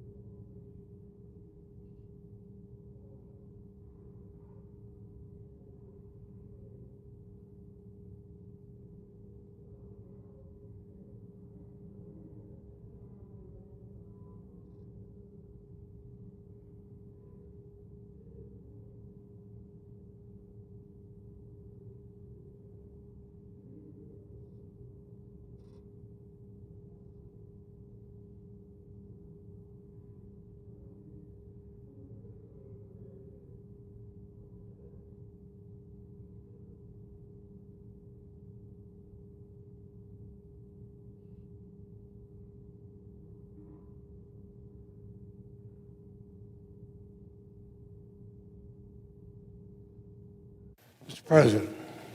The senator from Vermont. President, I see we are not in a quorum call, and I was planning to speak in a few minutes, but in the news, things have been filed now appropriately. Let me speak in my role, not only as the senator from Vermont, but as the vice chairman of the Senate Appropriations Committee. We've had months of delay and painstaking negotiations. Sometimes those negotiations have gone all weekend long till midnight, 1 or 2 o'clock in the morning. But this afternoon we have before us a spending package. It includes all 12 appropriations bills for fiscal year 2021. It also includes a vitally important COVID relief package. Those are the numbers, the figures, but let's talk about what it means. It provides funding for programs that are critically important to the American people. And I'd like to see it swiftly passed and on the President's desk. After all, it's not like we're suddenly rushing things. We're 2 months and 20 days into the fiscal year. It'd be absolutely outrageous if we delayed further. Now, as Vice Chairman of the Appropriations Committee, I worked hard to reach agreement on this omnibus appropriations bill. They'll fund the federal government through the remainder of the fiscal year without relying on a long-term continuing resolution, as has sometimes been done in the past. That was not an easy task. The budget caps were very lean this year, and we had to stay within those. They provided a less than 1% increase in non-defense discretionary spending, and that's to meet the needs of a nation that's reeling from the worst public health pandemic in a century. Now, under normal circumstances, that would be difficult, but it's made even more difficult because of the global health and economic crisis we face. But notwithstanding that tight top line, we produced a bill that provides important increases in programs that serve the American people and invest in our economy. And I think it, Bill finally drives a stake through the heart of the administration's effort to substantially diminish the role of government in helping Americans in need and in promoting economic growth. Now, we all know that President Trump's first budget proposed to substantially diminish the role of government. He wanted to cut non-defense spending by 9% in fiscal 2018, 18% by 2021. He wanted to completely eliminate programs millions of Americans rely on every day. The 4 years, Congress, leading Republicans and Democrats, came together, and we rejected these ill-conceived, arbitrary, and reckless cuts. And this year, I'll say to my colleagues, those who worked hard with us on the Democratic side, the Republican side, who came together on this, those especially who worked hard with us in the Appropriations Committee, we're going to do the same in rejecting these arbitrary cuts. Now, this agreement is a product of weeks of hard work and compromise. It's not the bill I would have written on my own. It includes things I support, and I must admit some things I oppose. But that's often the way legislation is. No one senator gets everything that he or she wants. But together we can get things that the country wants. An on-balance passage of this bill is unquestionably in the interest of the American people. Let me talk about some of the things. The omnibus spending bill includes increases for education and early childhood programs. It provides more funding for substance abuse and mental health services. And I think every one of us know from what we hear from back home, these services are of utmost importance in these extremely difficult times. It provides more for food assistance programs, both here and abroad. Assistance is desperately needed as many families struggle to survive during this pandemic. It includes increases for housing and homelessness services to help those that are the most vulnerable.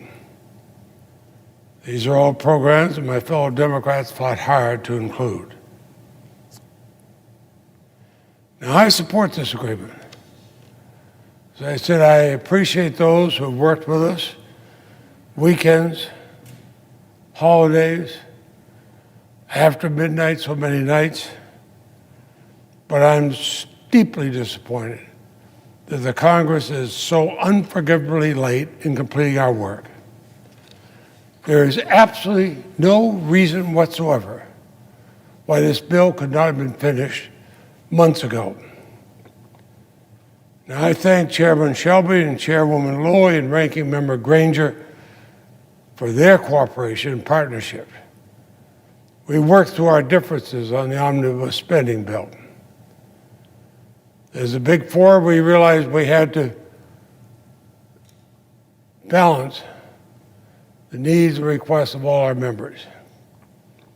I urge all members to support it. As for the omnibus, now before us today is the much delayed COVID relief package. It too is the product of bipartisan compromise. And while it falls short in some critical areas, I support the agreement. It's also long overdue. The American people have been waiting for help for far too long. And I worry that our Republican leadership took a wait-and-see approach. We were ready to go on this way last summer, but for 270 days, Majority Leader McConnell and the Senate Republicans have blocked every reasonable effort to provide desperately needed relief, even as members of their party said quietly, "We wish we could do something." Now, this package is far from perfect, but time is not on our side. We cannot let the perfect be the enemy of the good. Let's look at what the good things are in here. It provides much-needed investments in our economy with support for small businesses. Small businesses like those in my state of Vermont or those in the state of the presiding officer or anybody else here. It provides relief for unemployed workers by extending unemployment benefits into March. It makes investments in vaccine production and distribution. It supports health providers and educators and farmers and transportation providers. It provides critical investments to expand broadband in rural and low-income areas, access which is vitally important in these difficult times when many schools and many businesses are operating remotely. It includes another round of direct payments to millions of Americans who are still struggling to pay their mortgage or their rent and feed their families and heat their homes and meet their monthly obligations. Many can't do all those things. Now they'll at least get help. And I urge that this bill also includes $4 billion in emergency funding for the Gavi Alliance. Let me explain that. And I appreciate those senators who supported me on that money, the emergency funding for Gavi. This is for the procurement and delivery of vaccines to countries around the world whose rudimentary public health systems are being overwhelmed by COVID-19, whose economies are in free fall due to the virus. We cannot defeat this global pandemic, and international travel and commerce will not recover without fighting the virus overseas. Just as we did during the Obama administration. We were faced with Ebola. The administration and the Congress came together and said, Sure, we'll protect here in the United States, but we'll also work at getting rid of it in other countries, because if it flourishes in another country, it's an airplane trip away from our country. So I support the package, but I want to be very clear. This COVID bill is only a first step. We have to do more. Vermonters and the American people need more. The direct payments included in this package are a fraction of what we should have provided, given the dire financial situation of millions of people across this nation. People are hungry. Unemployment continues to plague our economies. We should have acted months ago. But let's at least act on this today. Families are struggling to pay their rent and put food on their table. I'll continue to fight for more. I've made hundreds of phone calls around my own state of Vermont. I've talked to people that I've never met, but I know that there are people who are typical of Vermonters, but they'd be typical of people in any one of the states we represent. And I hear the fear in their voice. I hear the concern they have. In the middle of the winter, as snow is coming down, do we heat or do we eat? How many meals should we as parents go without so we can make sure our children are fed? How are our children going to go do school if they're hungry? And I look at state and local governments. Around the country, they've laid off over 1,300,000 teachers, first responders, and other employees since March. They need our help. And sometimes things we don't talk about. Rates of spousal abuse and child abuse have increased during the crisis. We should be providing funds for the Violence Against Women Act and child abuse prevention grants. Just as Republicans and Democrats joined me a few years ago, when I greatly expanded, with the help of Senator Mike Crapo, in a bipartisan fashion, the Violence Against Women Act, and the things we did. And none of us, even at that time, could have conceived of the crises we're facing now in the country. In my state, Vermonters are facing the coldest, darkest months of winter. They're struggling to heat their homes. The families need help paying their utility bills through the LIHEAP program, and we'll help that program. You know, when it's 20 degrees below zero, and you've had 15 inches of snow overnight, you can't really look at this as an abstract thing and say, golly, maybe we should have a program to heat our home. You're going to die if you don't. And we're finally making progress in delivering a vaccine to the American people, but the pandemic is far from over. We know that notwithstanding a lot of the things said about this is on its way, everybody's going to get one, there are huge gaps in all parts of our country in getting the virus to them. And I'll be the first at the negotiating table to work with President Biden and the 117th Congress to address the many needs that remain unmet in this bill. Now, the House will send this bill over to us. I would urge all members to vote aye when it comes here. Again, I have to look back at the history of this body. I have to look at the people who have worked so hard on so many things over the years. And I know that we have people in both parties that try to address the needs of our country. And I don't say this with pleasure, but with sadness. I'm the Dean of the United States Senate. Next year, I'll start my 47th year in this body. I've seen us come together at a time when it's needed. But then I've seen one of the greatest needs I've seen in my years in the Senate that we ignored for month after month after month. all of this could have been done in July or August or September or October or November, not the very last minute. And why didn't we? We had to take time. We had to take time breaking all tradition, all the promises that have been given by the other side. We had to take time to move one special interest supported judge after another to lifetime jobs where they'll be paid well. They don't have to worry about paying their bills.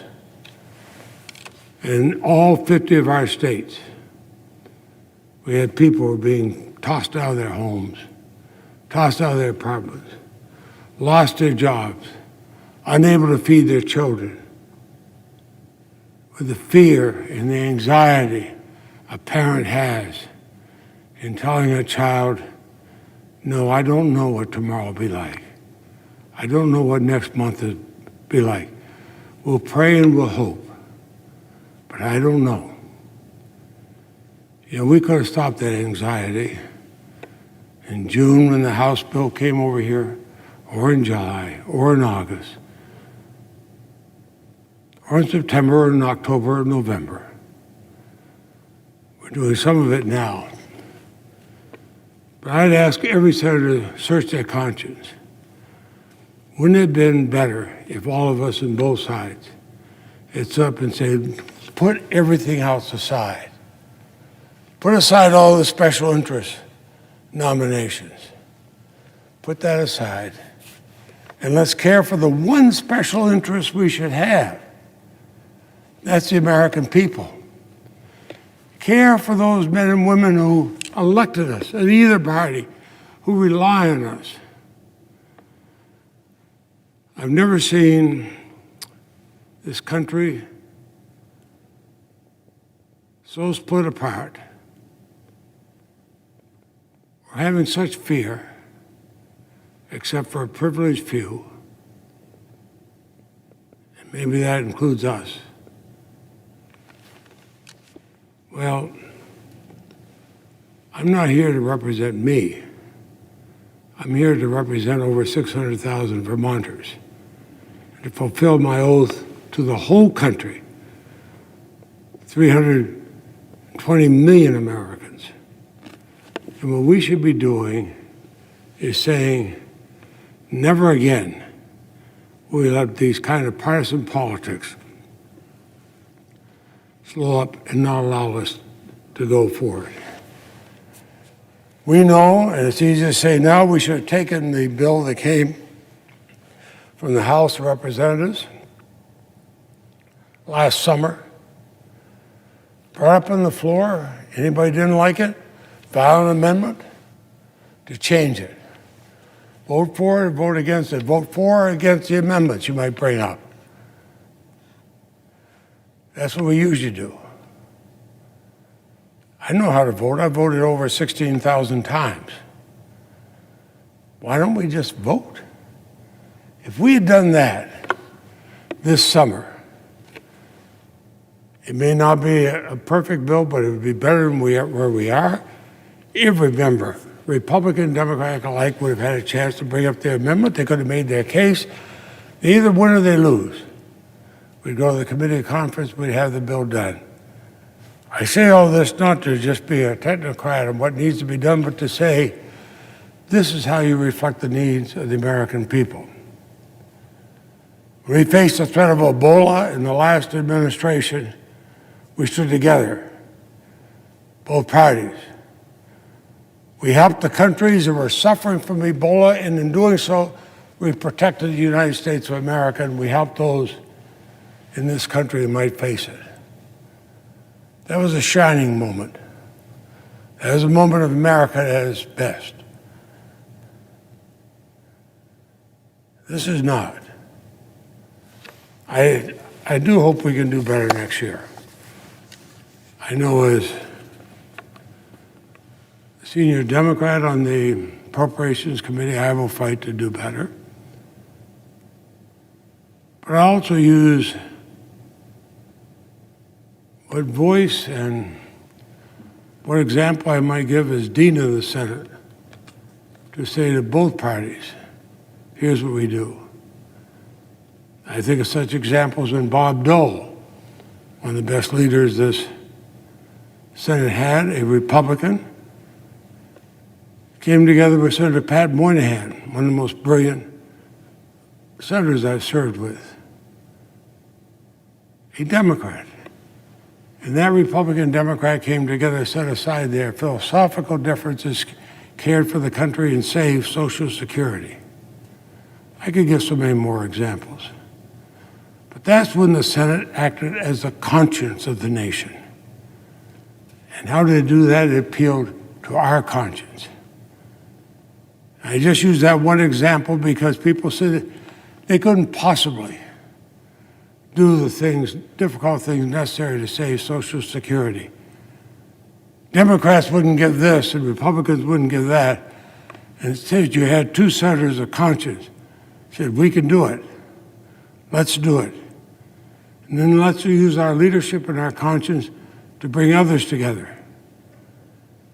And that distinguished Republican, Senator Robert Dole, that distinguished Democrat, Senator Daniel Patrick Moynihan came together and we saved Social Security. And those of us in the Senate in both parties who voted for the final package knew we were going to have to vote for some things that would be unpopular with constituencies. But instead of worrying about special interests or single issue constituencies, we worried about the men and women of our states and what they would face if we didn't come together. And that's what we voted for, and we saved it. And I sometimes say that senators are merely constitutional impediments to their staffs, but we could not do the work we do without the staff. And I want to thank the staff who worked tirelessly to produce the bill. And by tirelessly, I mean till after midnight many nights and weekends and holidays. And when the rest of the Senate had gone home, they were still working. I know, because much of that time, I'd be on the phone with them, I'd be working with them, and finally I'd say, it's so late at night, everybody should go to bed. And when I woke up in the morning, there'd be a memo sent to me at 3 o'clock or 4 o'clock in the morning, because they kept on working. So I thank Chuck Kiefer, Shannon Paterni, Jessica Berry, Diane Neller, Jean Tolleisen, Eric Raven, Doug Clapp, Ellen Murray, Scott Nance, Rachel Taylor, Alex Keenan, Michelle Dominiquez, Tim Reeser, Dabney Haig, and all the staff of the Senate Appropriations Committee on both bills. And I would thank Chairman Shelby's staff, Shannon Hines, Jonathan Graffield, and David Atkins. Normally, senators at this time might put these names just in the record. I wanted to say them out loud on the floor because they should hear their names said out loud and know how much I appreciate what they've done, not just for the United States Senate, but for the United States of America. Mr. President, I yield the floor and suggest the absence of quorum. Clerk will call the roll. Mr. Alexander.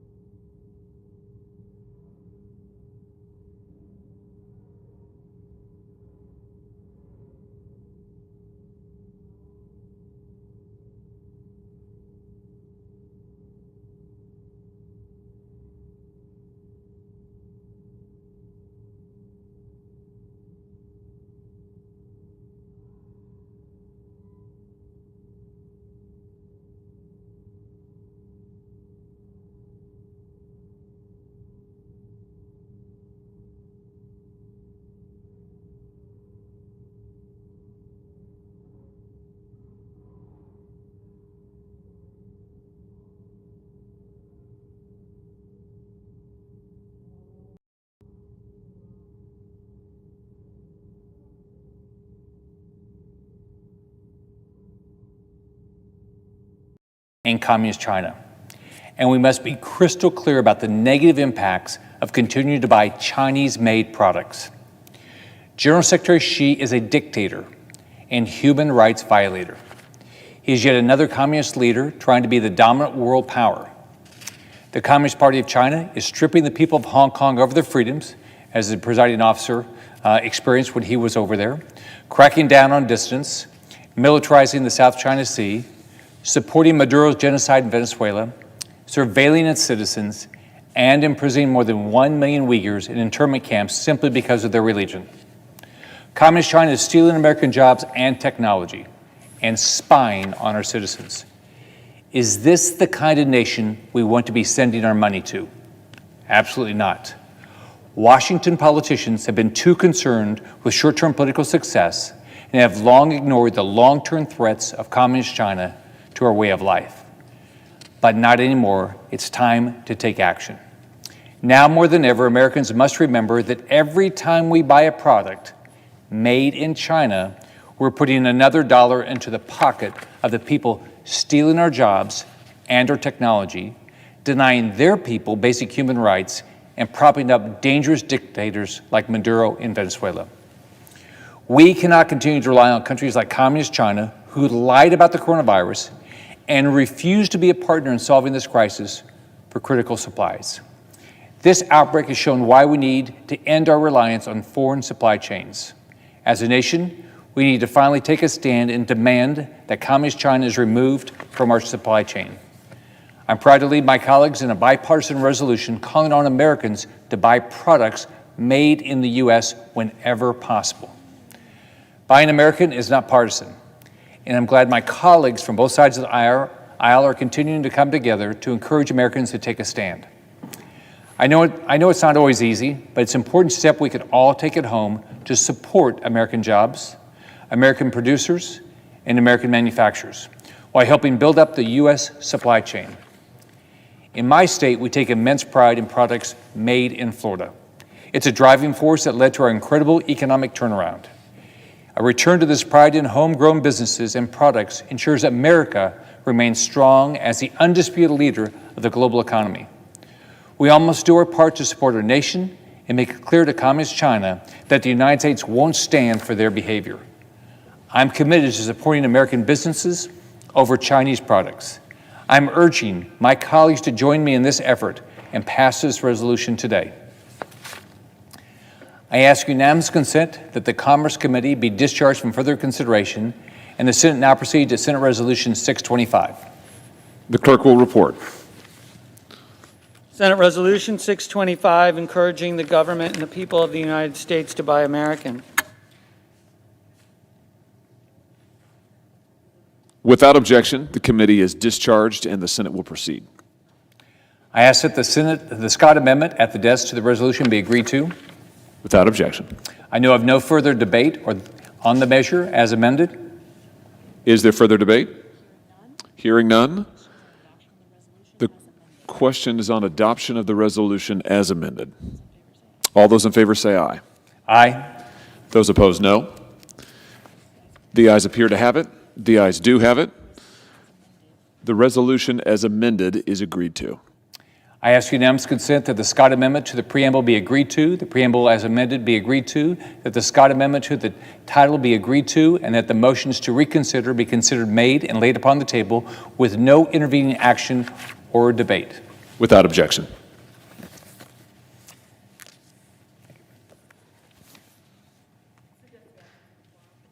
I suggest the absence of a quorum. Clerk will call the roll. Mr. Alexander.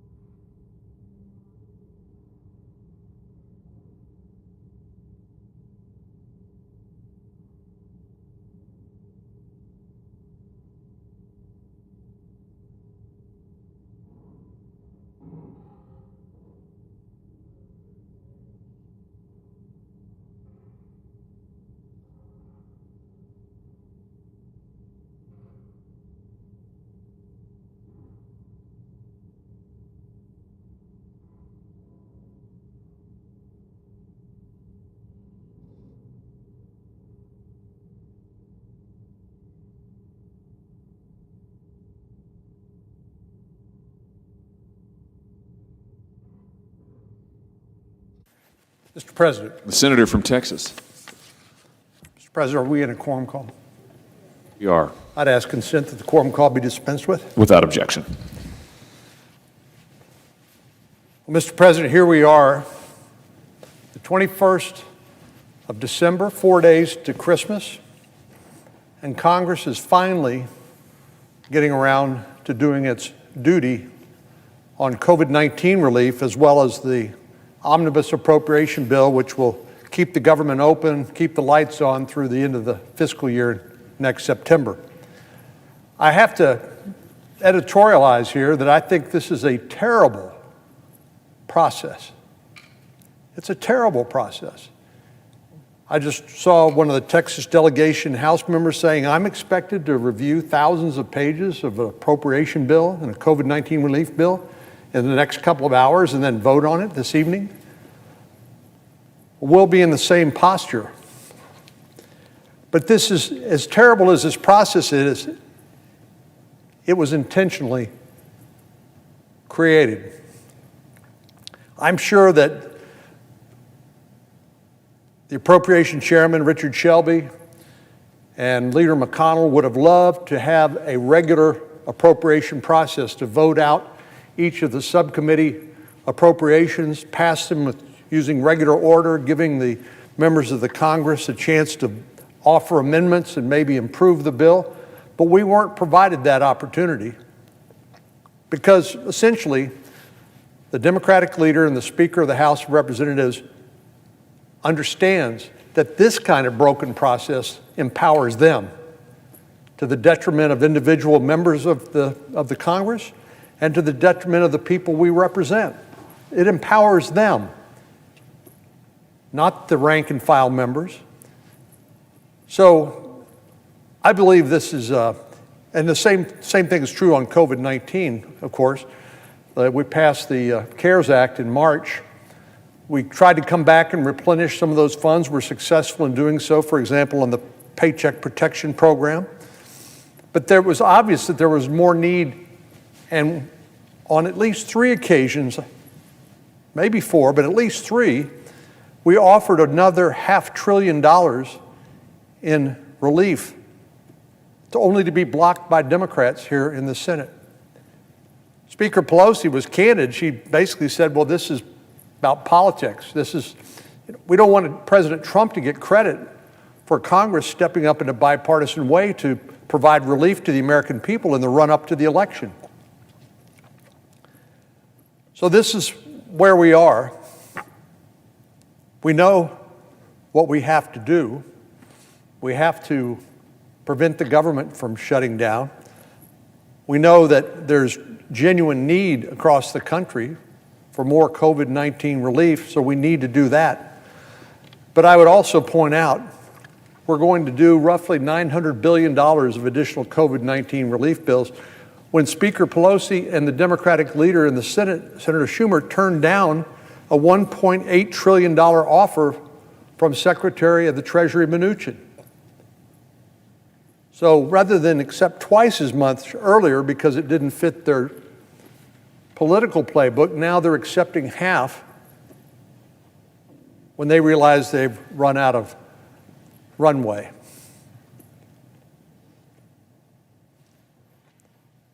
Well, Mr. President, the months-long stalemate is finally broken. Yesterday evening, the so-called four corners, the Speaker, the Republican leader in the House, the Democratic minority leader here in the Senate, Senator McConnell, they've reached agreement on a bipartisan package of bills to support the American people through the continued fight against COVID-19. And despite my comments about the process and what brings us here, with so little time and ability to affect some of the content, I hope this legislation will pass and reach the President's desk in a matter of hours. I think we could all agree this bill could not have come soon enough. Since this summer, Republicans and Democrats have been miles apart on the size and shape of the next COVID-19 bill. Democrats, as I indicated, wanted a $3 trillion bill they called the HEROES Act. while we supported a more targeted approach. That's when Speaker Pelosi uttered those now famous words, "Nothing is better than something." Well, I've always believed that something is better than nothing. But the big picture disagreements prevented any progress from being made, even though we, by and large, agreed on about 80% of what needed to be done. And that is included in the bills that we will vote on here in the next few hours. Well, after the election, the Speaker and Democratic leader here in the Senate, I guess, decided that they no longer needed to hold the American people hostage because the election had now come and gone. So there were bipartisan negotiations that broke out, which have led to targeted package bills, to a targeted package that can earn the support of both parties and the signature of President Trump. It's safe to say there could not be a more urgent need for action from Congress. The last several days have proven that we are indeed at an inflection point, a turning point in our ongoing fight against this virus. One successful vaccine has already been administered to thousands of healthcare workers across the country. In my state alone, the governor estimates that 1 million people will be vaccinated by the end of this month. That's something we should all be thankful for and applaud. And Friday evening, the FDA authorized a second safe and effective vaccine made by Moderna, meaning that millions more doses will be reaching Americans, in particular our frontline heroes, in the coming days. These are developments that we've been waiting, hoping, investing, and praying for, but it's not a silver bullet.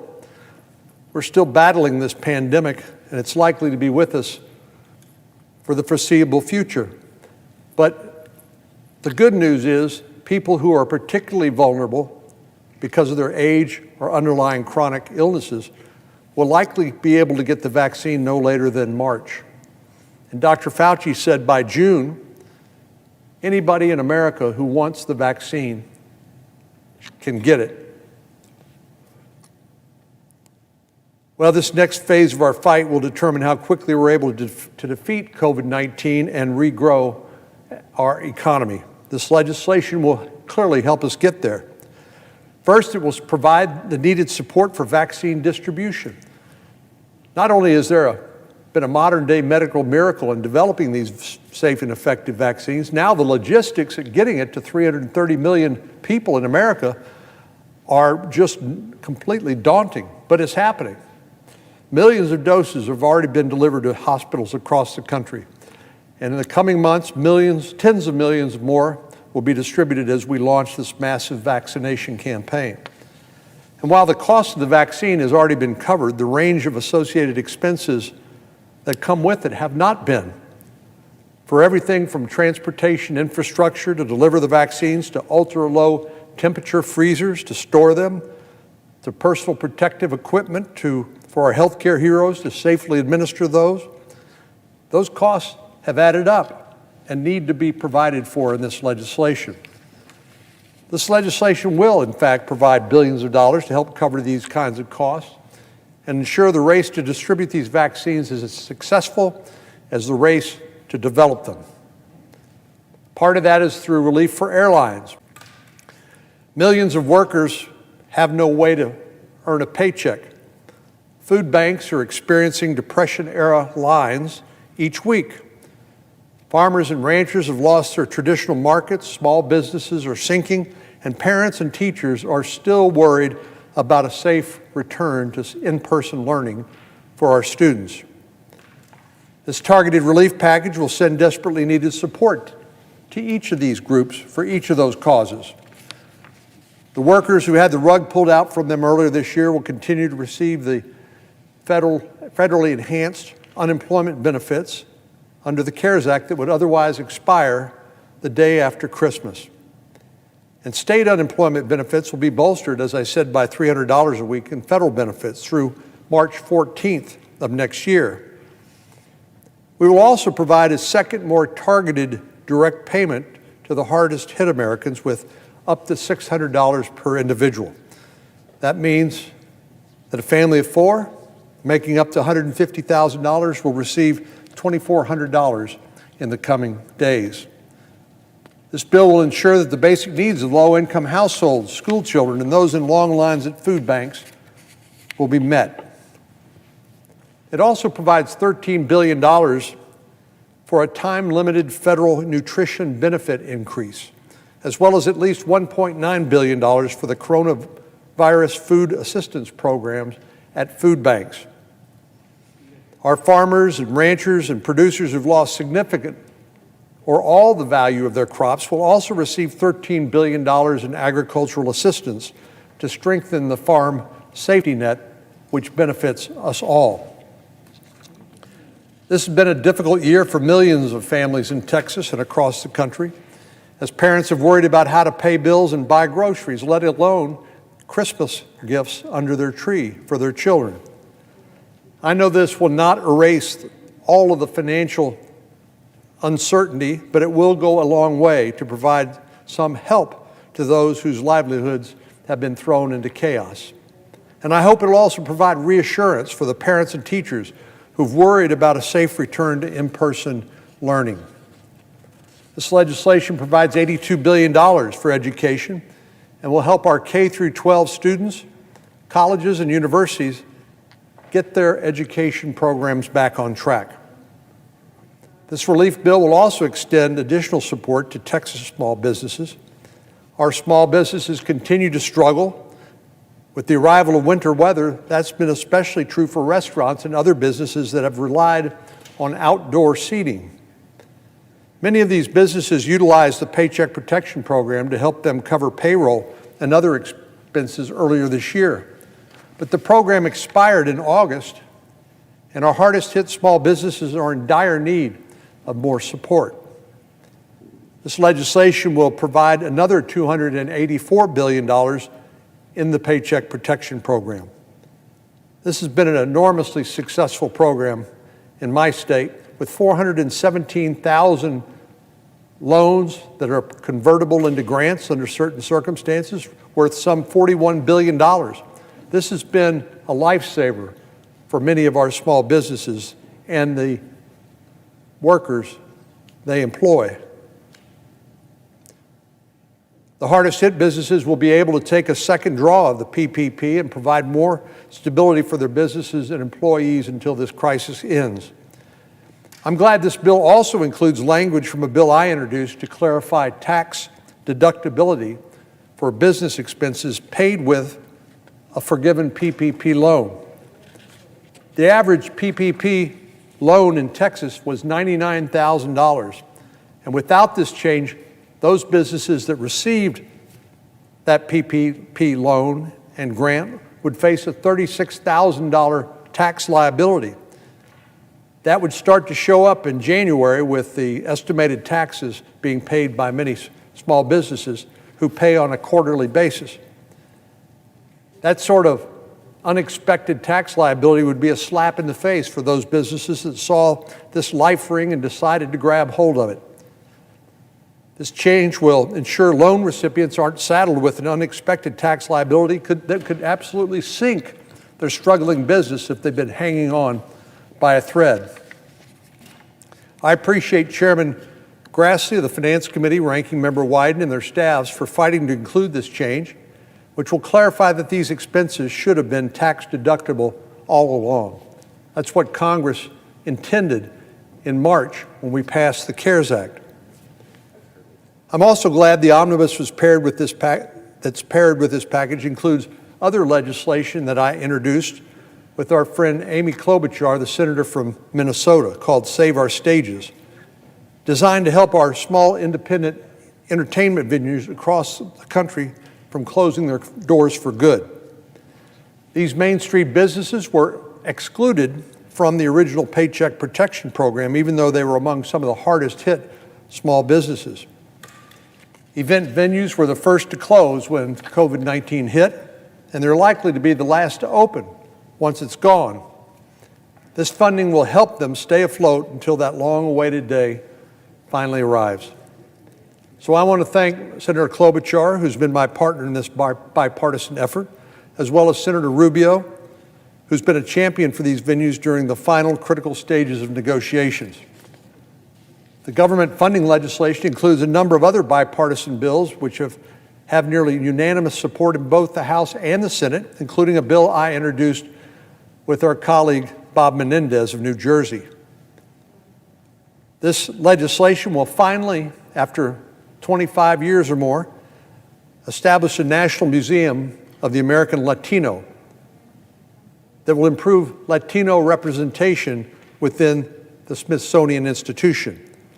This museum will honor the contributions of Latinos throughout our nation's history and give their stories a brick-and-mortar home here in our nation's capital. I'm thrilled that generations of Americans will be able to get a more accurate view of our nation's history when they visit this new Smithsonian Museum, and I can't wait to be among its first visitors. There's no question there are additional measures I'd like to have seen included in the coronavirus relief legislation, and I'm sure that's true for every member. But this targeted package includes critical funding and support for Texans and Americans at this watershed moment, and it will break the stalemate which has paralyzed Congress for months now. The American people are suffering. It's not time for politics as usual. It's a time to come together, to compromise, and to make good on our commitment to support them. I appreciate the work of our colleagues who fought for a deal that will give our country added strength during this next critical phase of our fight. And I look forward to voting for this legislation. Mr. President, I yield the floor and would note the absence of a quorum. The clerk will call the roll. Mr. Alexander.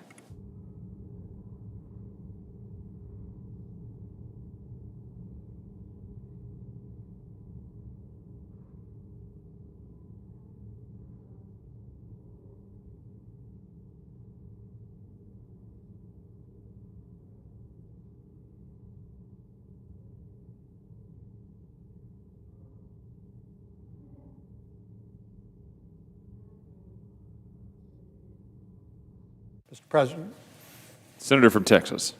I'd ask quorum call be dispensed with. Without objection.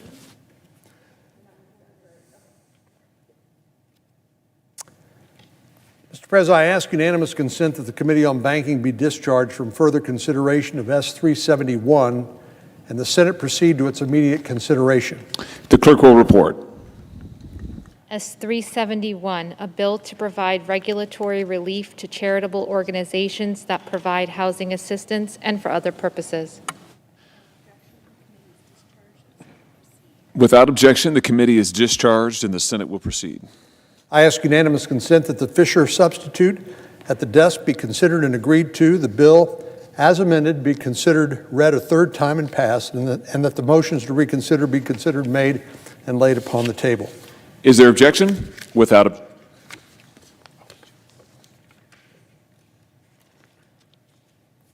Madam President, I ask unanimous consent that the Committee on Commerce be discharged from further consideration of S-2429 and the Senate proceed to its immediate consideration.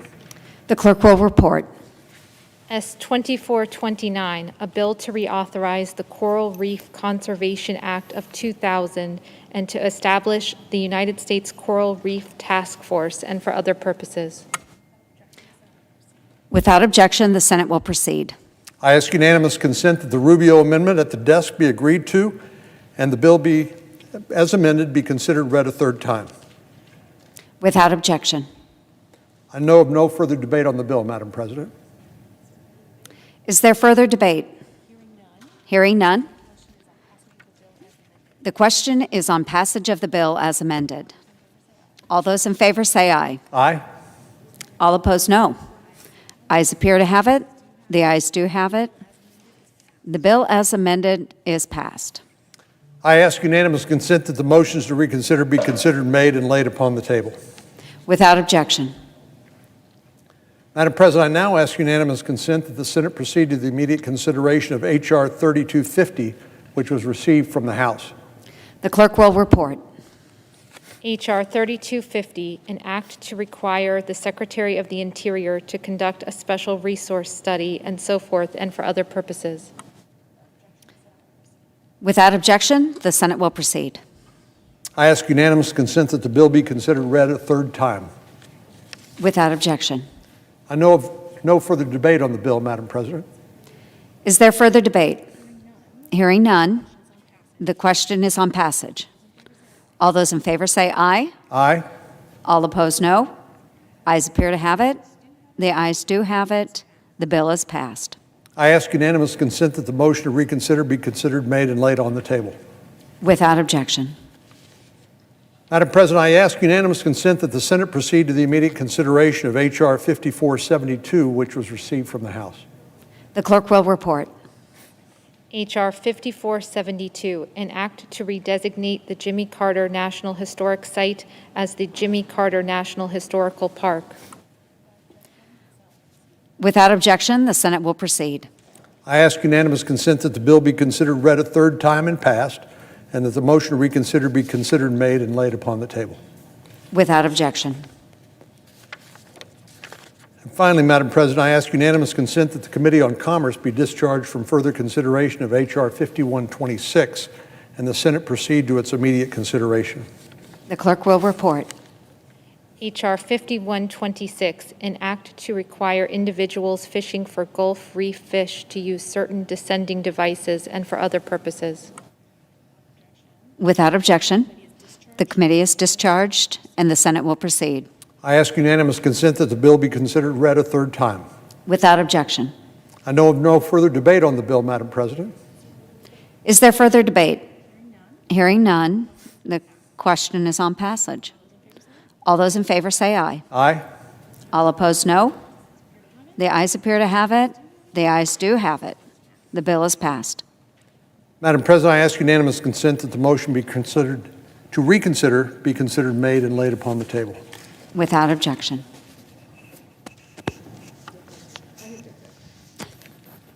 Note the absence of a quorum, Madam President. The clerk will call the roll. Mr. Alexander.